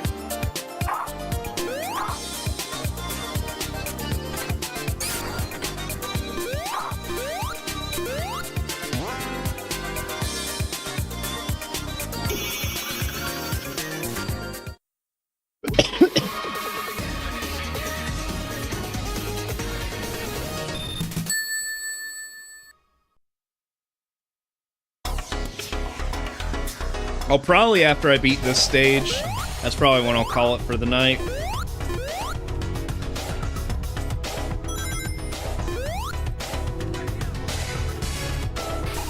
I got the itch again to do a stream, but I didn't want to go back to Earthbound on Twitch right now. I wanted to do a stream over here. But, you know. I miss streaming, so I thought I'd just do a little bit of a variety stream tonight. But now I can feel myself losing steam, and it's mainly because I'm getting tired. I want to get my sleep for the night.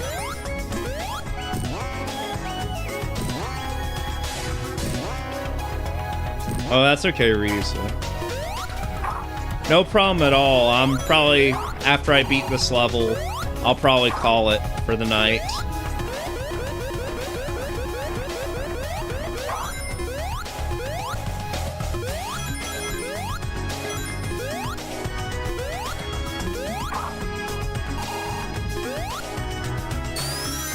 But I don't know, maybe I'll stream more of this some other time. I don't know. I don't want to make a commitment or anything. I don't want to say when I'm going to stream again, because I don't know, like literally, like I could say, right now I could say, oh, I'll stream again Saturday night, because right now I'd feel good about streaming on Saturday, but then something could happen Saturday at work that would just absolutely kill all my mood and motivation, and then I'd get on stream and I'd be really fucking pissed off and upset, and I don't want to bring out that energy into the world. I know I ranted about some things on this stream tonight, but, you know, like some video game stuff that annoys me, but, you know, that's kind of why I hadn't been streaming, because it's like, I know I said I wanted to do Earthbound Saturday nights, but just work's been grinding me down to the bone, and I get so worn out and pissed off that, like, I don't want to, because I'll just be bitchy the whole time.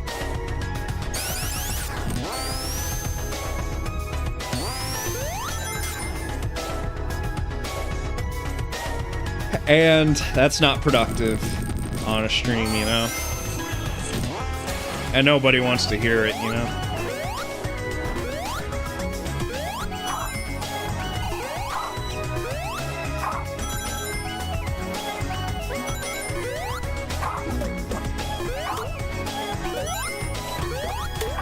I'll be alright. I just, like I said, I was getting ready to stream. I was gonna stream earlier tonight, but I don't have Discord on my phone, so, and I haven't been on my PC in days, so I opened up Discord like I was saying before, and I got several messages from, like, another YouTuber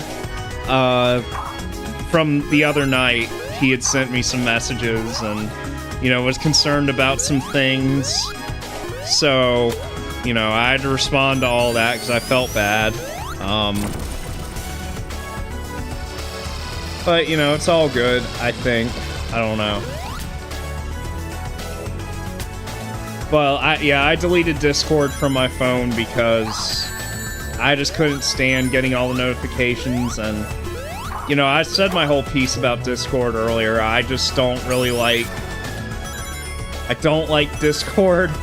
I don't like that, you know, they're gonna make everyone upload their IDs, evidently. I don't like that at all. I don't support that.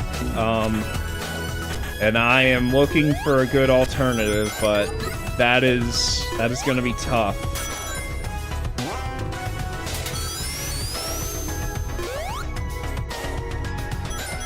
But, you know, if Discord makes that shit mandatory, and I can't continue using Discord without uploading an ID, I'm not going to. I refuse. I'm putting my foot down on that shit.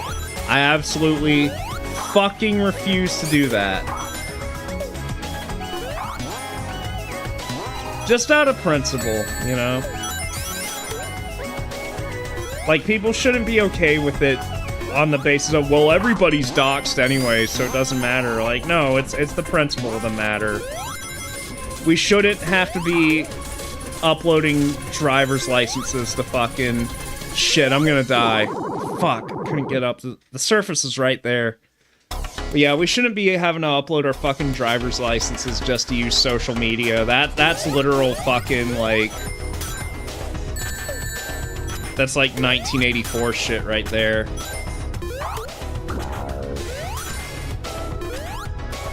Fuck that.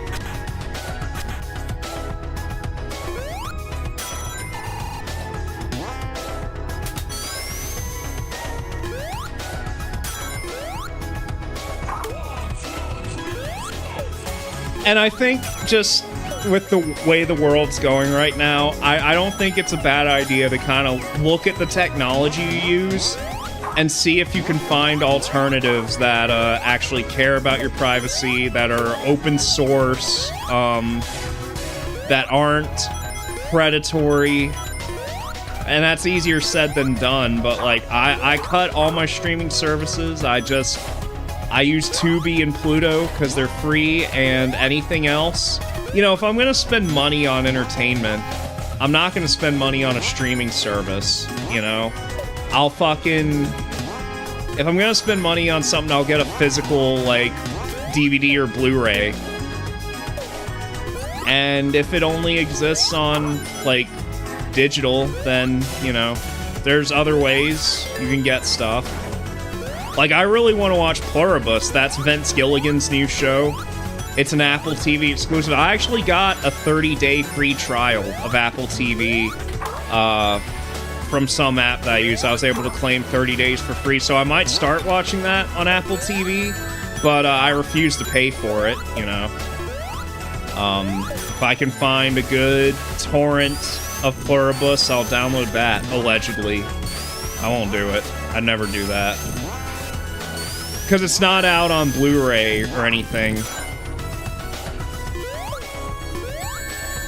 And even if it was, I think the show is presented in like 4K, like Dolby Atmos on Apple TV. So it needs to be on a 4K Blu-ray if it comes to home media. There's like, I saw there's bootlegs of Pluribus that you can buy online, but I don't want that. At that point, I would rather just, you know, download it myself for free.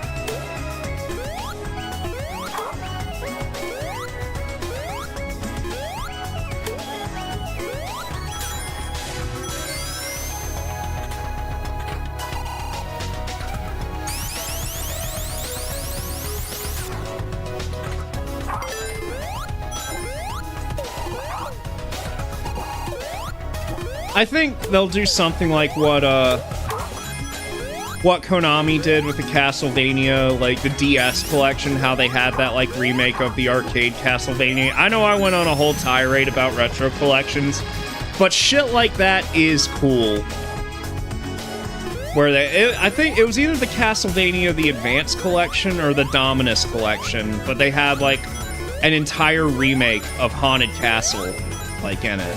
Like, freshly made just for that collection. You know, if they could do something like that for the Legends collection, that'd be cool. Like, I'm totally supportive of that. Just don't make it slop, okay? And give us some good video options, okay? Because you know, people have their opinions on whether you should play a game with its original intended look and whatnot. I personally love playing Mega Man Legends in Duck Station and cranking up the internal resolution of like the models and everything. I think that's a game that really cleans up nicely when you upscale it. But you know, I feel like what Capcom's gonna do is they're just gonna like have it be the internal resolution, and it's gonna have like all the PS1 dithering and all that. They're not gonna like what's it called? They're not gonna apply any geometry correction or anything. It's gonna basically look like, you know, if you loaded up an emulator with default settings, and they're probably not gonna give you, you know, that many options. Which would be a shame, but I mean, as long as the game plays well enough, that's all that really matters. But again, in my opinion, that game just looks really good upscaled in Duck Station. I mean, that's the game, that's like the most common example people show when they show off the effects of upscaling in Duck Station. Alex, to me, that's what it seems like.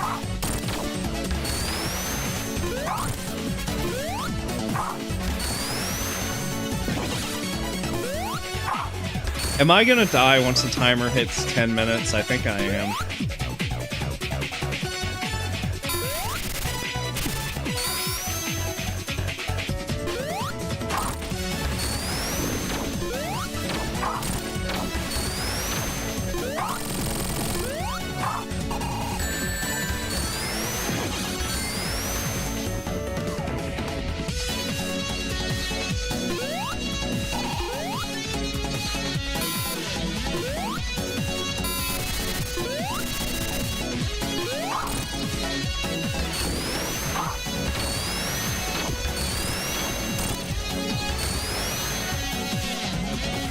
I think I'm gonna die once it hits 10 seconds. 10 schmeckens.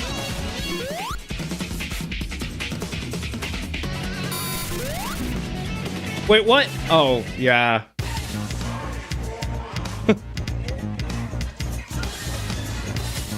This is Sonic's order. Fuck, man. This is tough.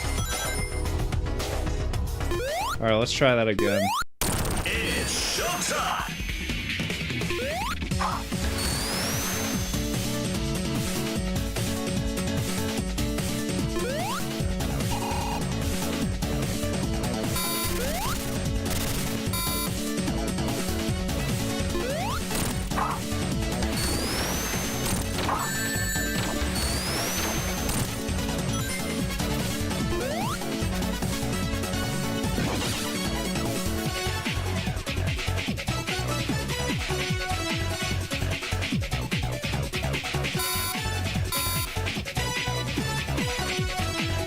No third laser?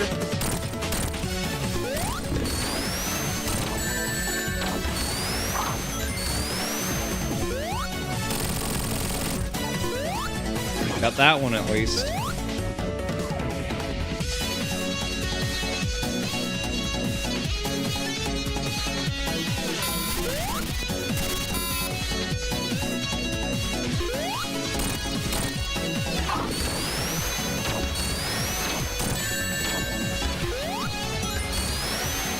Whew, shit.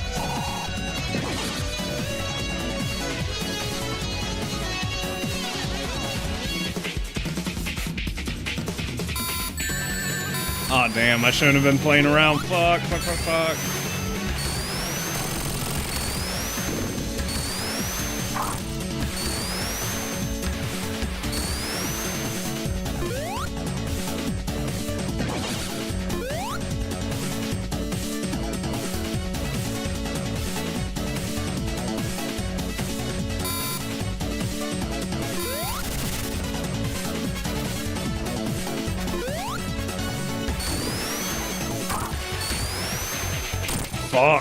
Fuck. Nunchuck fuck.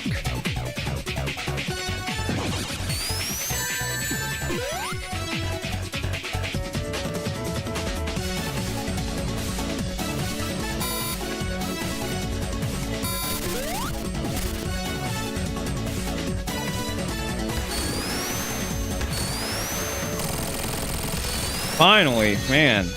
That guy took too many hits.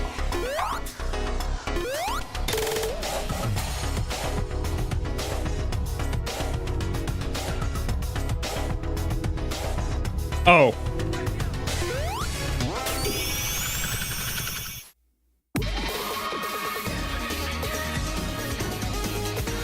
Cool bonus. I just noticed that. That must be for like a technical bonus sort of. I'm just now noticing that. All right. I'm curious how many zones there are in this game though. I wonder if it's any. Wait, it says clear. There's no way I've cleared. I did not clear this. What the fuck?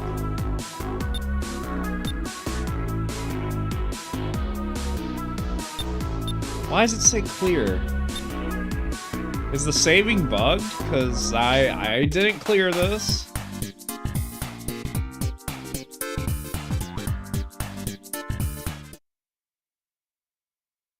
Oh, you know what? I have regular Sonic Mania downloaded on my Steam Deck. So, I wonder if, like, the Steam Cloud save, I wonder if that's gonna fuck this shit up. I have no idea.